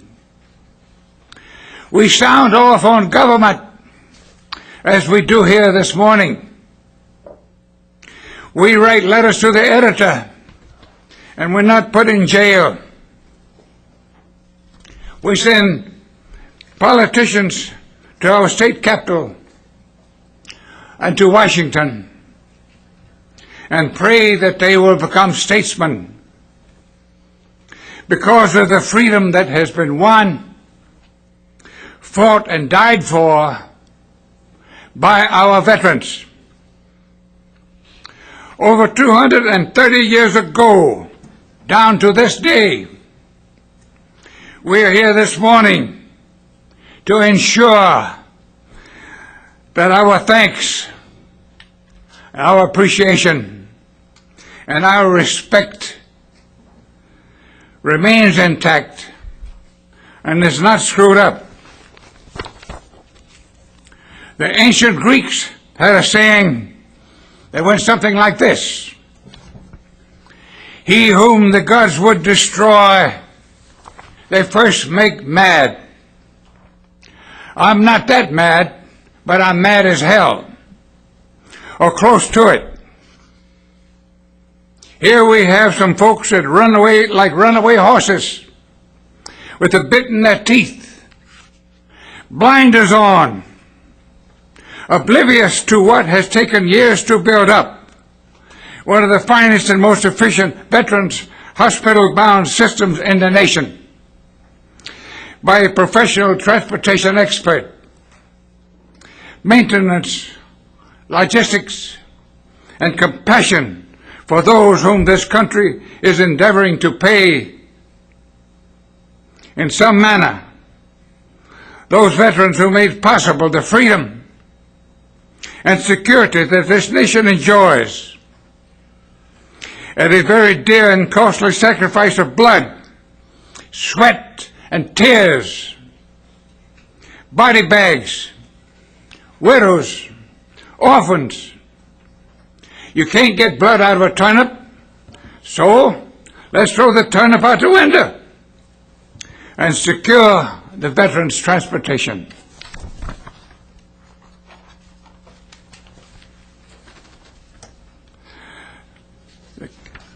The Constitution and bylaws of the Veterans Council of Indian River County states under the following articles. Article 4, Section 2, officers. The delegates shall elect the officers at the March meeting. Each officer will serve 1 year. This has not been done. Article 9, Section 2, amendment to the bylaws. All alterations to, substitutes for, or amendments to these bylaws must be submitted in writing at a regular meeting of the council, signed by 3 delegates. The proposed amendment shall then be announced in the notice for the next regular meeting, at which a 2/3 vote of the members present shall be necessary for its adoption. This has not been done. Article 10, Section 1, on rules. The rules and procedure for the conduct of council meetings are compiled in Robert's Rules of Order, and it is determined that the Veterans Council is operating as a charitable organization under the Solicitation of Contributions Act, 496.405 Florida statutes. And it is my understanding that purpose on file for which contributions solicited is to enable all Indian River County veterans to obtain medical care to which they are entitled to receive from the U.S. Department of Veterans Affairs. And our major program activities are to operate vans, repairs to vans, and transport veterans to West Palm Beach Veterans Hospital for care.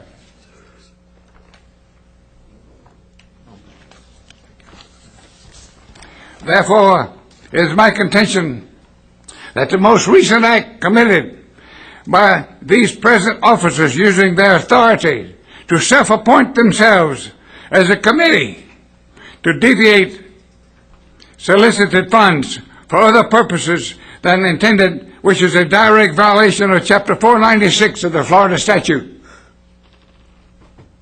And whereas the current officers of the Veterans Council are in violation of the bylaws by not holding an election of officers, it is herewith requested that the County Commission of Indian River County, as the fiduciary enabler, in order to safeguard the transportation interests of veterans of this county, is obligated by the county in its Office of Management and Budget Report, March the 4th, and you have a copy.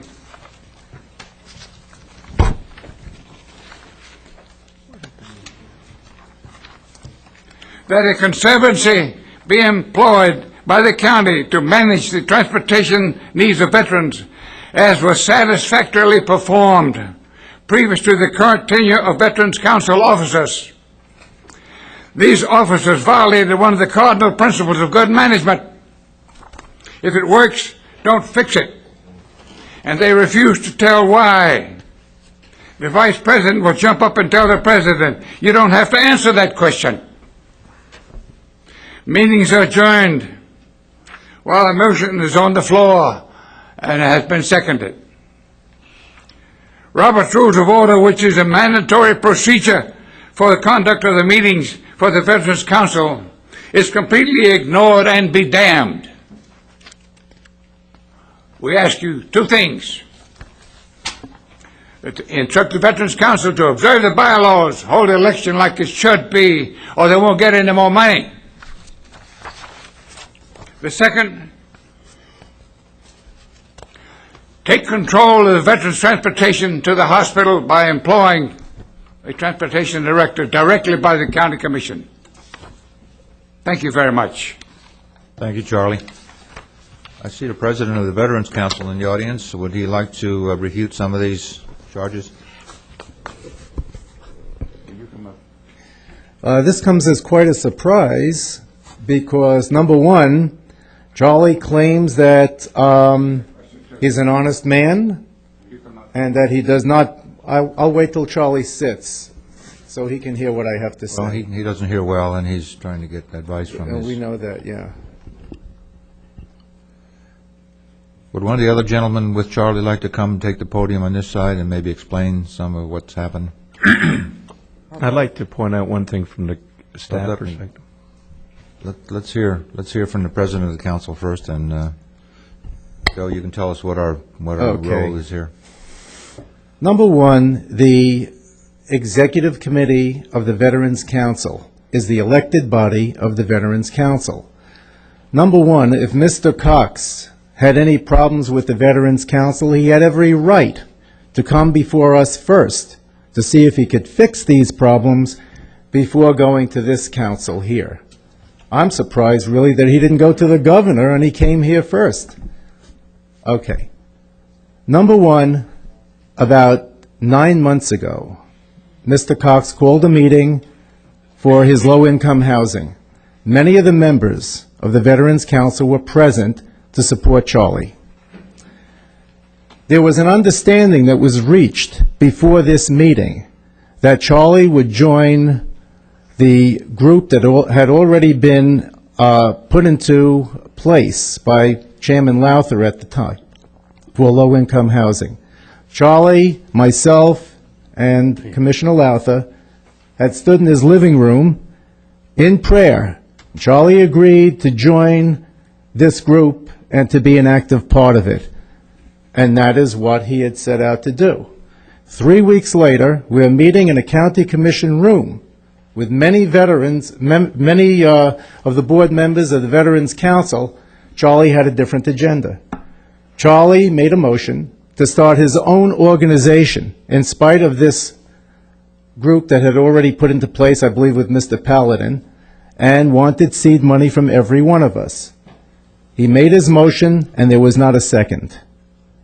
At that point, Charlie got up and said to me, I am no longer chaplain, and he left.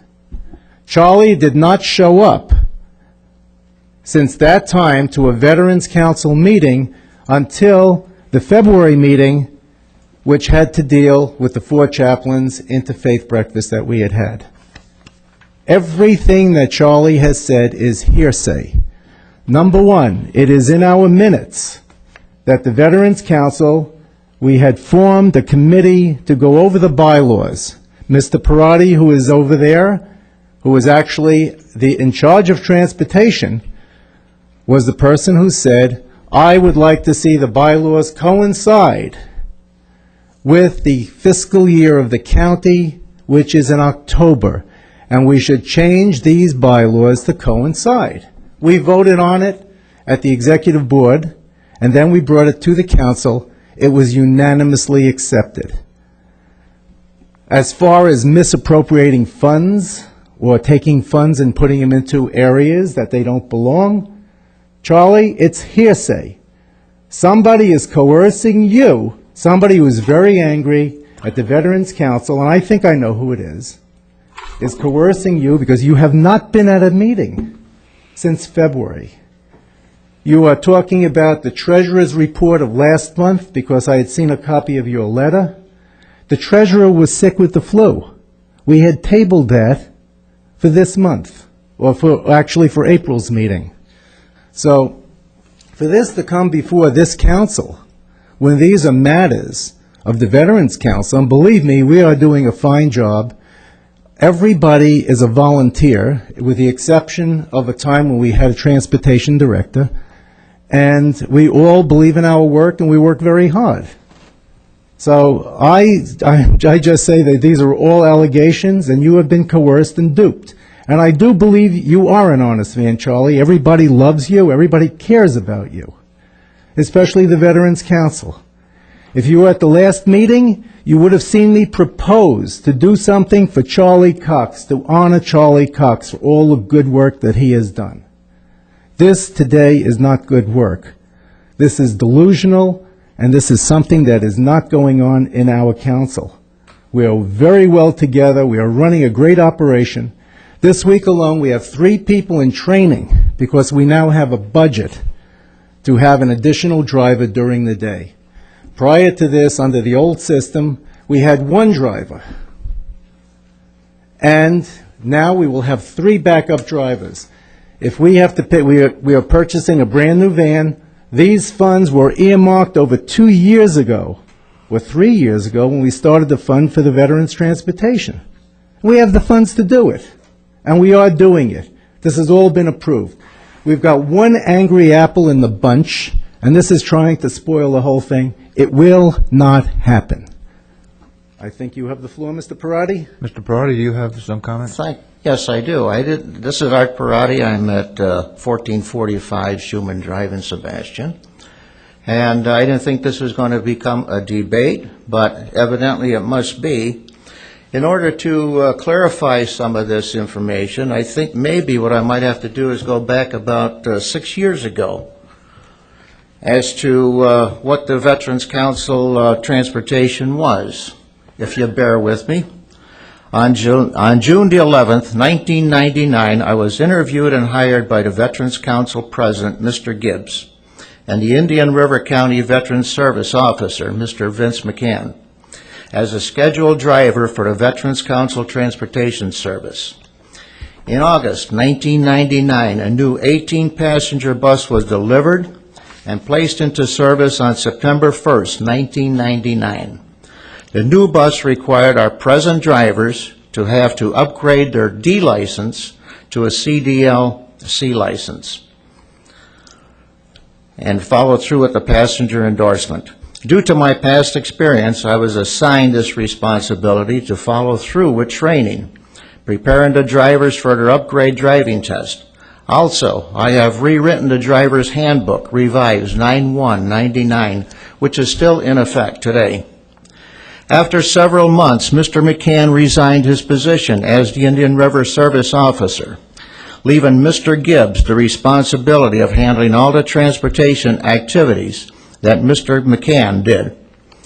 Mr. Rick Tallman replaced Mr. McCann's position as the Veterans Service Officer and refused to be part of the Veterans Council transportation.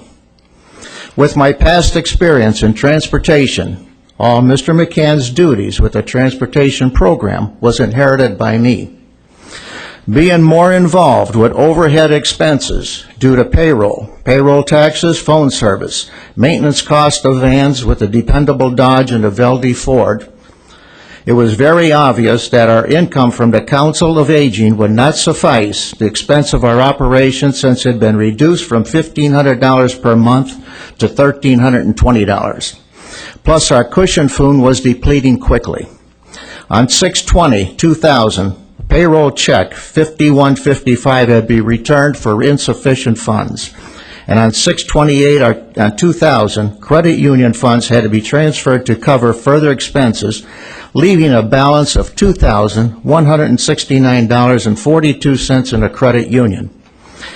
In the meantime, I attended a Council of Aging meeting and became aware of a Florida statute which authorizes each Board of County Commissioners to levy a tax not to exceed 1/2 mil of a Florida statute, which authorizes each Board of County Commissioners to levy a tax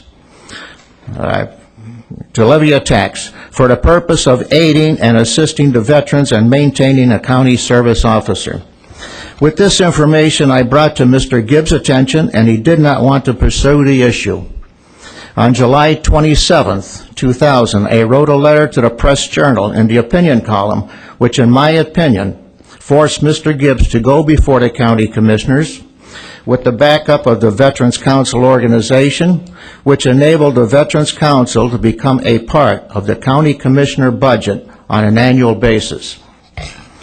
Again, on September 16th, 2000, I attended a meeting at the Vero Beach American Legion where the Honorable Dave Weldon spoke about a proposed veteran benefits and announced a new VA outpatient clinic to be soon located in the county to serve the veterans.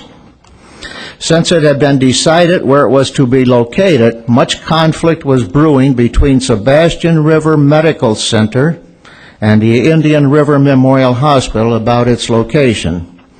On December 20th, 2000, I wrote a letter to the Press Journal giving full account of research demographics relating to the most popular... Could I interrupt you for a moment? Yes, you can. Does this directly relate to... Yes, it will, sir. I'm just getting around to it exactly where all the funds came from. You're only up to 6 years ago. I've begun to... Well, this coming is only on another page to Okay. go. Okay. Okay, the letter dated December 20th, 2000 was returned to me because it was too long for publication, had to be reduced down to 300 words. On January 2nd, 2001, I forwarded a shorter version to the Press Journal for publication in the opinion column, which caught the eye of a prominent employee of the county administration who demonstrated a very unprofessional manner in expressing his position to another county employee in earshot of my office to the climaxing moment to reveal that he was on a board of directors in Sebastian Medical Center and he did not want the service officer to get involved.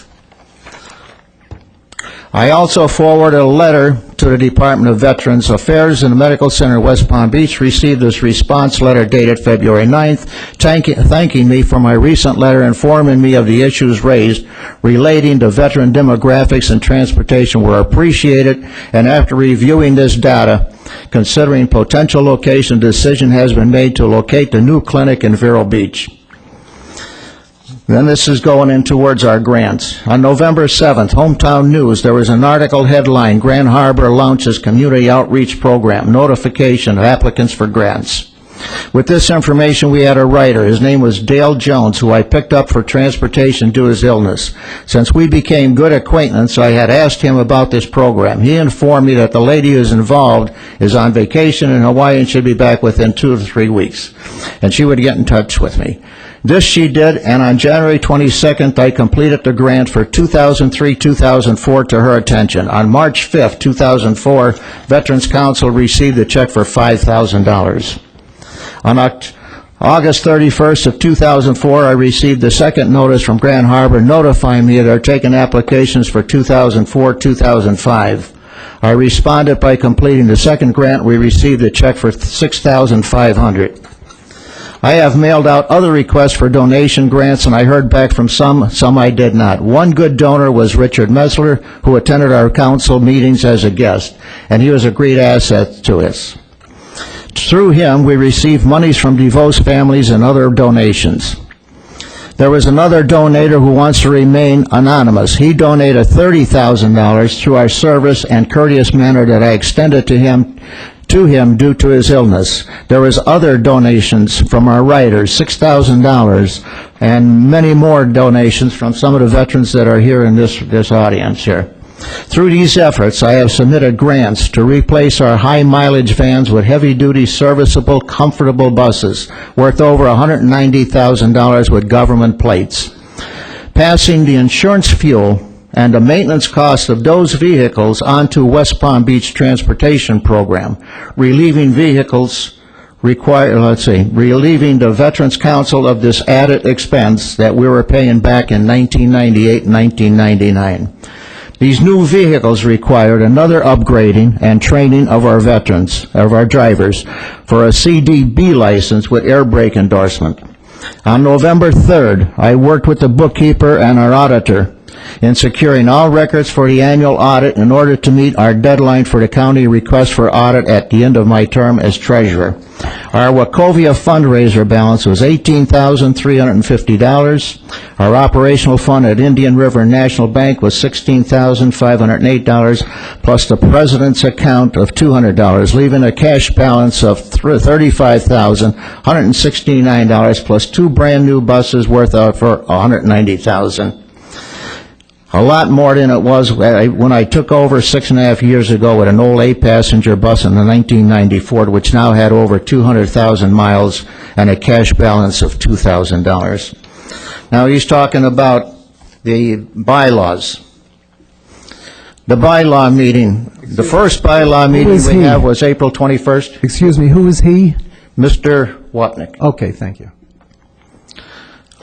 Mr. Wapnick had called a meeting, and the meeting was held over at one of the Mexican restaurants over at... Doesn't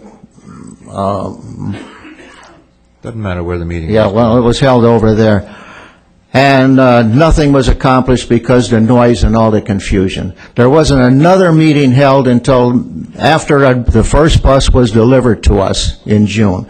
There was never anything in our minutes, and you can check all our minutes to see what's in those minutes. And I would challenge those minutes, that there is nothing saying anything about holding this off on the bylaws or about the holding off on the voting.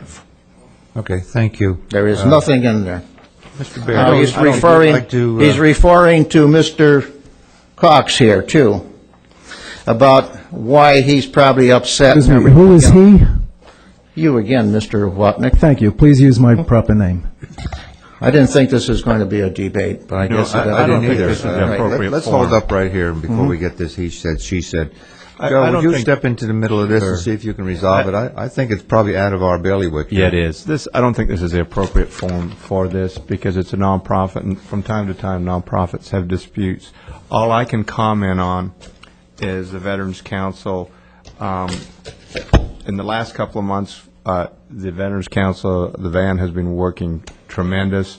We've got full cooperation.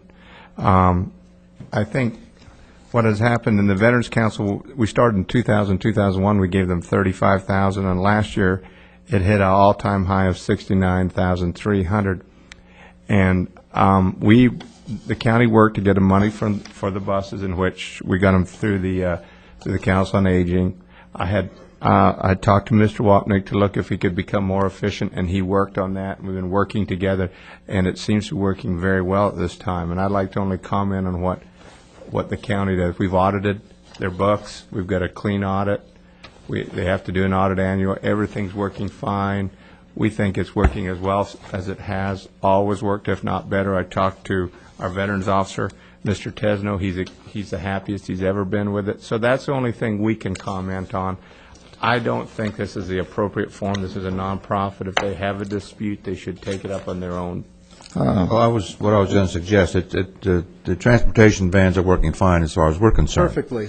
The problems between your bylaws and whatever else Charlie brought up, maybe we could have a referee, maybe you get in there and sit down with them somewhere and talk about this and see if you can straighten out the mix-up. Is that all right? Only a referee if there is something wrong, but Mr. Parati's information is incorrect, because there was a second meeting following the Okay, that's meeting that we had in another- Miracle.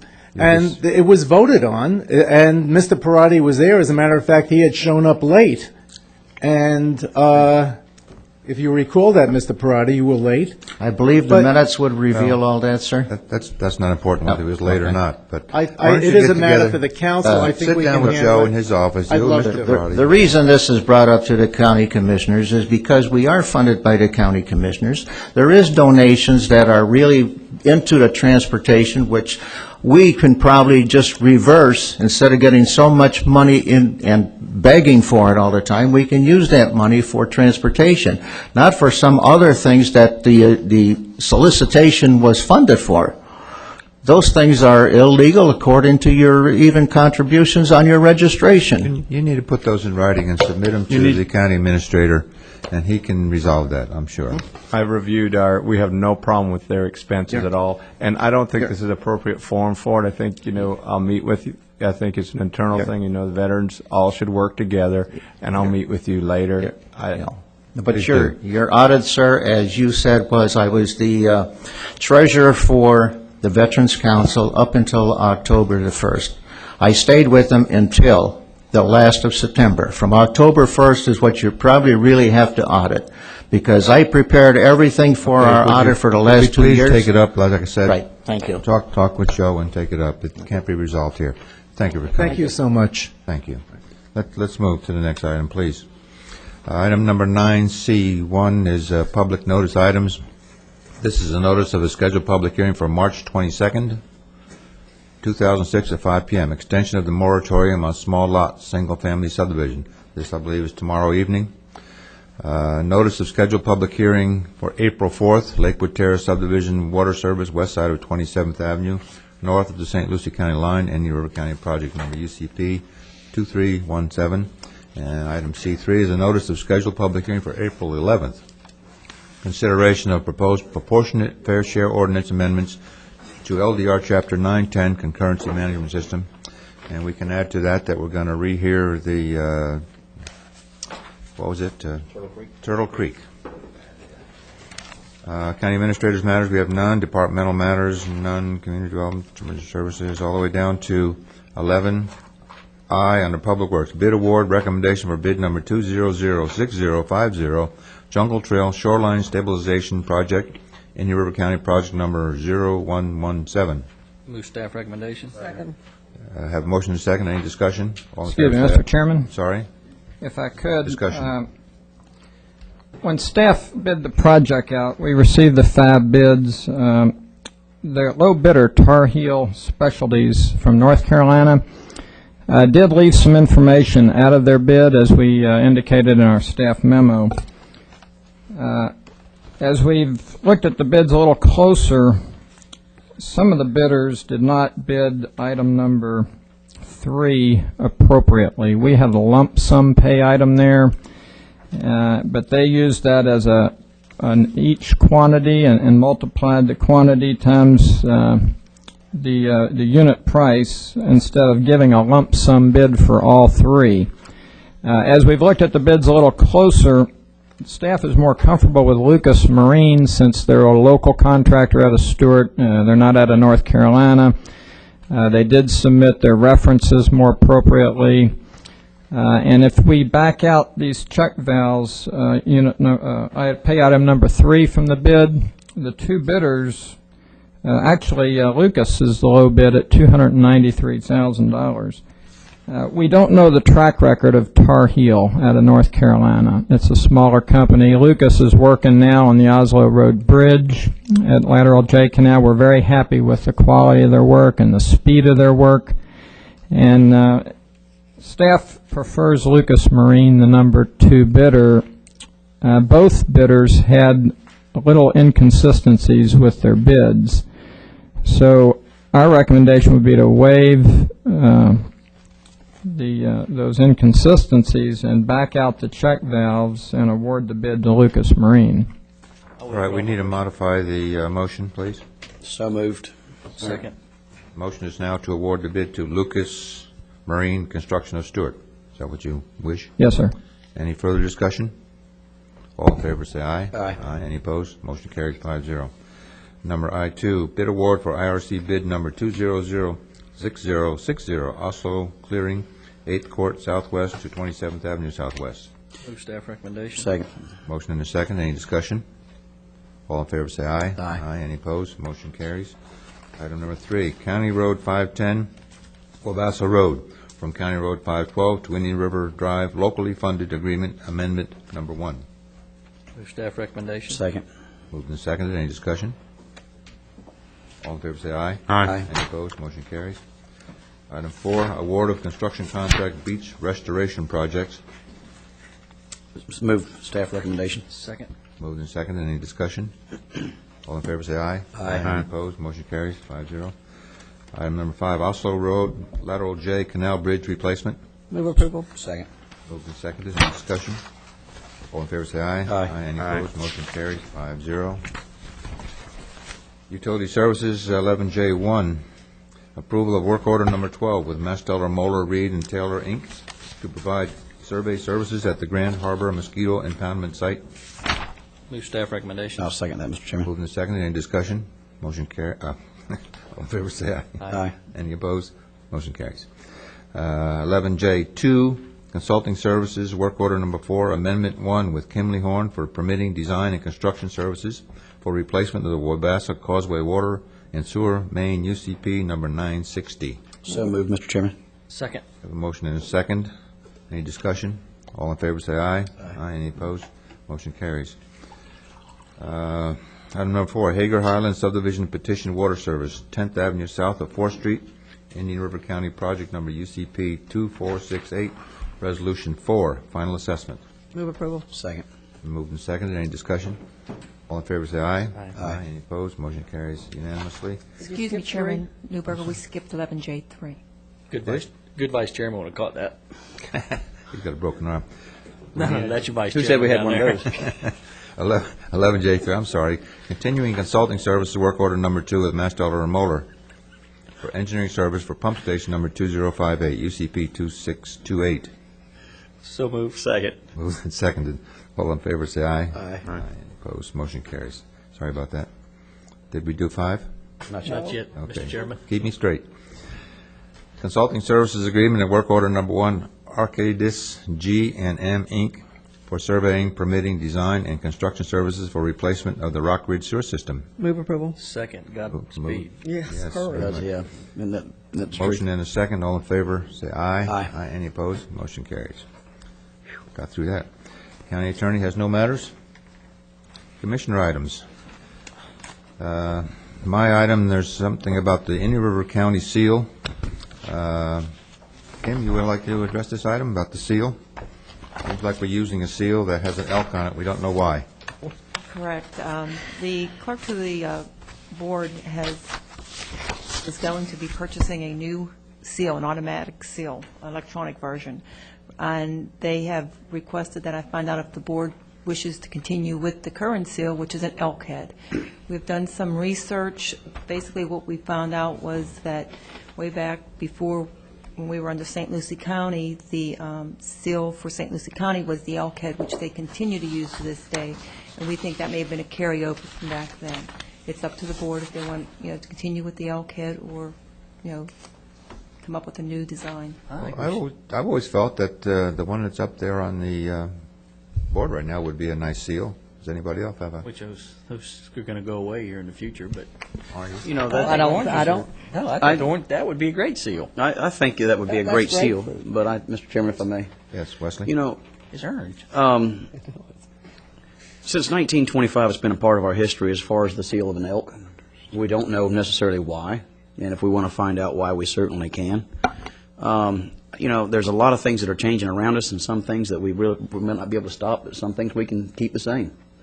I've had the opportunity to witness, naming of 512 from Fellsmere Road to Sebastian Boulevard, and other things. And I would just as soon see the same seal that we've had since 1925 stay our seal. But I'm only 1/5. But isn't that still St. Lucie County? Yes. Well, we don't quite know where it came from. That's one possibility, that we were part of St. Lucie County, and theirs was that seal, and we just changed the name around the bottom of it, I guess. Somebody put this up on the board, on the Elmo, so people out in video land can see what we're talking about? I could understand if there's a deer head. A deer head. I don't like elk. Any other discussion? Do we want to make a change or not? Yes, sir. If you do want to make a change, the designation of an official county seal is required to be done by ordinance, so whatever direction you give us would have to come back through a public hearing for adoption. I move we leave it alone. We have a motion. There it is. Well, you can't hardly see it Did up there. but Mr. Lowther make a motion? Can you blow it up a little bit? No, he didn't. I don't think But I didn't have a second yet, so my motion may not really matter. Can you make it any larger? Hardly see that. Anyway, those who are viewing on television, you can see that that's in the outline, it says County Commission in your county, Florida, and there's an elk head. There it comes. And we're talking about maybe changing the elk head to what our current, well, it's more of a logo than a seal. I always thought the current one was a seal, and I didn't know that until Kim brought it up to us, or, in a memo some time ago. And I would just as soon do the Indian River grapefruit seal, which is appropriate and has You been put for that centuries. alongside that one on there? I think somebody moved down here in 1900 or 1890 from Idaho and brought the elk And head. had the seal with them. That Yeah, could because be. I don't think we've ever had elk here. Could be. Can you put them kind of side by side, Kim? There you go. And I believe that's oranges. They look orange. Of course, We are the No. Indian River grapefruit capital of the world, and maybe we should put grapefruit there. Grapefruit. I thought it was citrus fruit, but No, we're grapefruit capital of the world. grapefruit. We Yeah. are. St. Lucie County produces more than we do, but Well, there's what we have Well, on this the is right, regional. and that's what We used to be a part of we St. use Lucie on our County. letterheads on the left, so your pleasure. I can't make motions, guys. I move we leave it alone. We have a second to that? Motion dies for lack of second. We have a new motion. I'll move that we schedule a public hearing to change the seal. Second. That's called passing the buck. Okay. We just We have can't a agree motion. on anything. We have a motion and a second. Well, that's a good idea. We can get some input from the public, perhaps, and see what they like. Okay, have a motion to open this to a public hearing, because our attorney says we need to do it anyway. That we advertise for Advertise it. public hearing. All right. Any discussion? All in favor, say aye. Aye. Any opposed? That's- Aye. You're opposed. Motion Opposed? carries 4-1. 4-1. The next item on my agenda is renewal of an employment agreement with our county administrator. I think you have that in your backup. Mr. Baird, would you like to comment on what it says? The only change in my contract is a 4% increase. Other than that, everything's remained the same. Any comment? Aye. Motion? I got a couple questions, comments. I can wait, now, what did we give Will 2 weeks ago? Same thing. 4%. So, and then they get another raise in October. The COLA, yeah. And I'd like to point out that 2 weeks ago when this came up, and it was stated that state law required these contracts, when I voted against it, that's not the case. I can't find any place where state law requires them to have a contract. It says they can't have a continuous contract. So I just wanted to correct the record on that. And I'm also going to vote against this contract for the same reasons I've voted against them in the past. Okay. Do we have a motion? I move to approve, Mr. Chairman. Second. Second. Any discussion? I think we're really blessed to have a county administrator that is a budget man, too, and watches every dollar. Very good. And also, if I may, I think what's fixing to pass, but, I had the opportunity to be at the Vero Lake Estates meeting last night.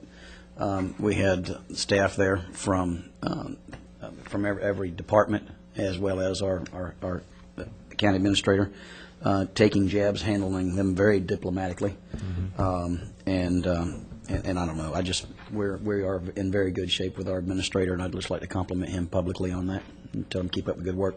Thank you very much. I'd like to point out, too, that as I've said about Will, and as I said last year, this has nothing to do with their work performance or anything else. I think we've got good staff.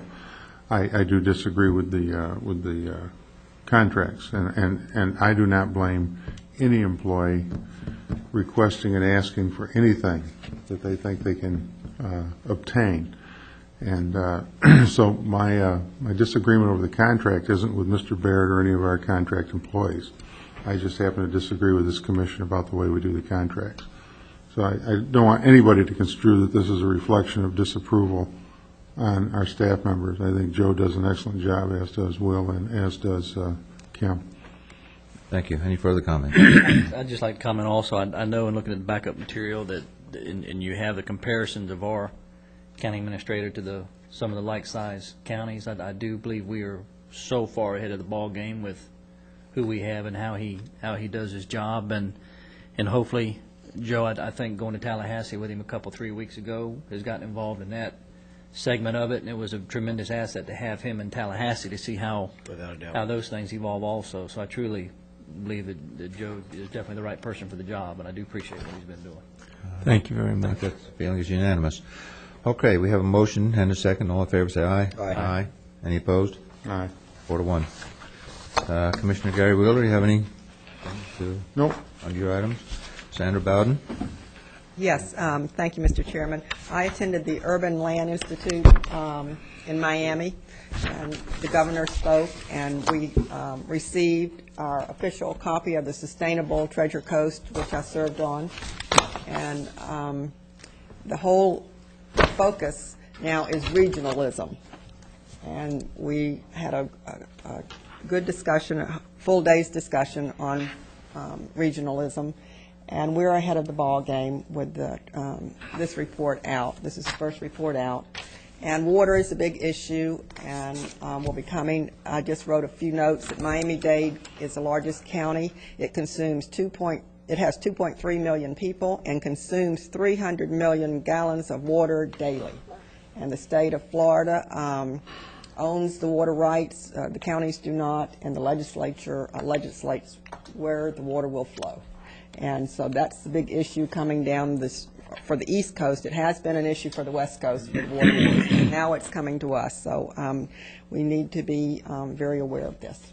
And thank you very much for allowing me to go and This serve. regionalism, they talked about what region do they put us in? Who do they put us with? We are the Treasure Coast. Just the Treasure Coast. And there is money available if we come up with road issues or a plan and collaborate.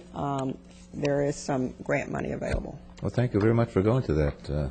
It takes a big stick to get me to go to Miami anymore, but And I think it ought to be required monthly or every other month for everybody to go down there and see what's going on. It is massive. it is massive. Thank you very much, Mrs. Bowden. Commissioner Davis. Yeah, since I put this on the agenda, I believe it's going to get clarified at the P&Z meeting coming up on with the 43rd and 27th Avenue issue. As far as staying within that footprint, I've had some ongoing conversation with Diane George, wanting some copies of the old plans and concerned about the new plan as it moves forward. I believe that'll be addressed. I did go back and look at it, and it was clearly the intent of this board, and the minutes didn't state it specifically, but just to kind of to let that issue solidify the intent of the board, it'll be handled as it moves forward, I'm convinced. So what is the issue? It actually, technically, it just mentioned that 43rd Avenue was the only one that we were going to do the divided highway with the underground utilities, and the intent clearly was 27th. Oh, yeah, it was. So I think it'll be handled as it moves forward. Had a great fair. I want to give my compliments to not just the fair organizers, to the firefighters, but also we had we had the issue with the sheriff's department having the inmates up there. It would have been nice to have the exhibit building, but truthfully, you would not have even known them. They were there. You didn't know they were there. No, and my hats off to the sheriff and how that went. It was a good event. It really was. They broke records. Yes. That was very good. I was amazed it didn't rain at all, much less every day. I mean, we're used to it raining every day, but not. So. It was an excellent fair.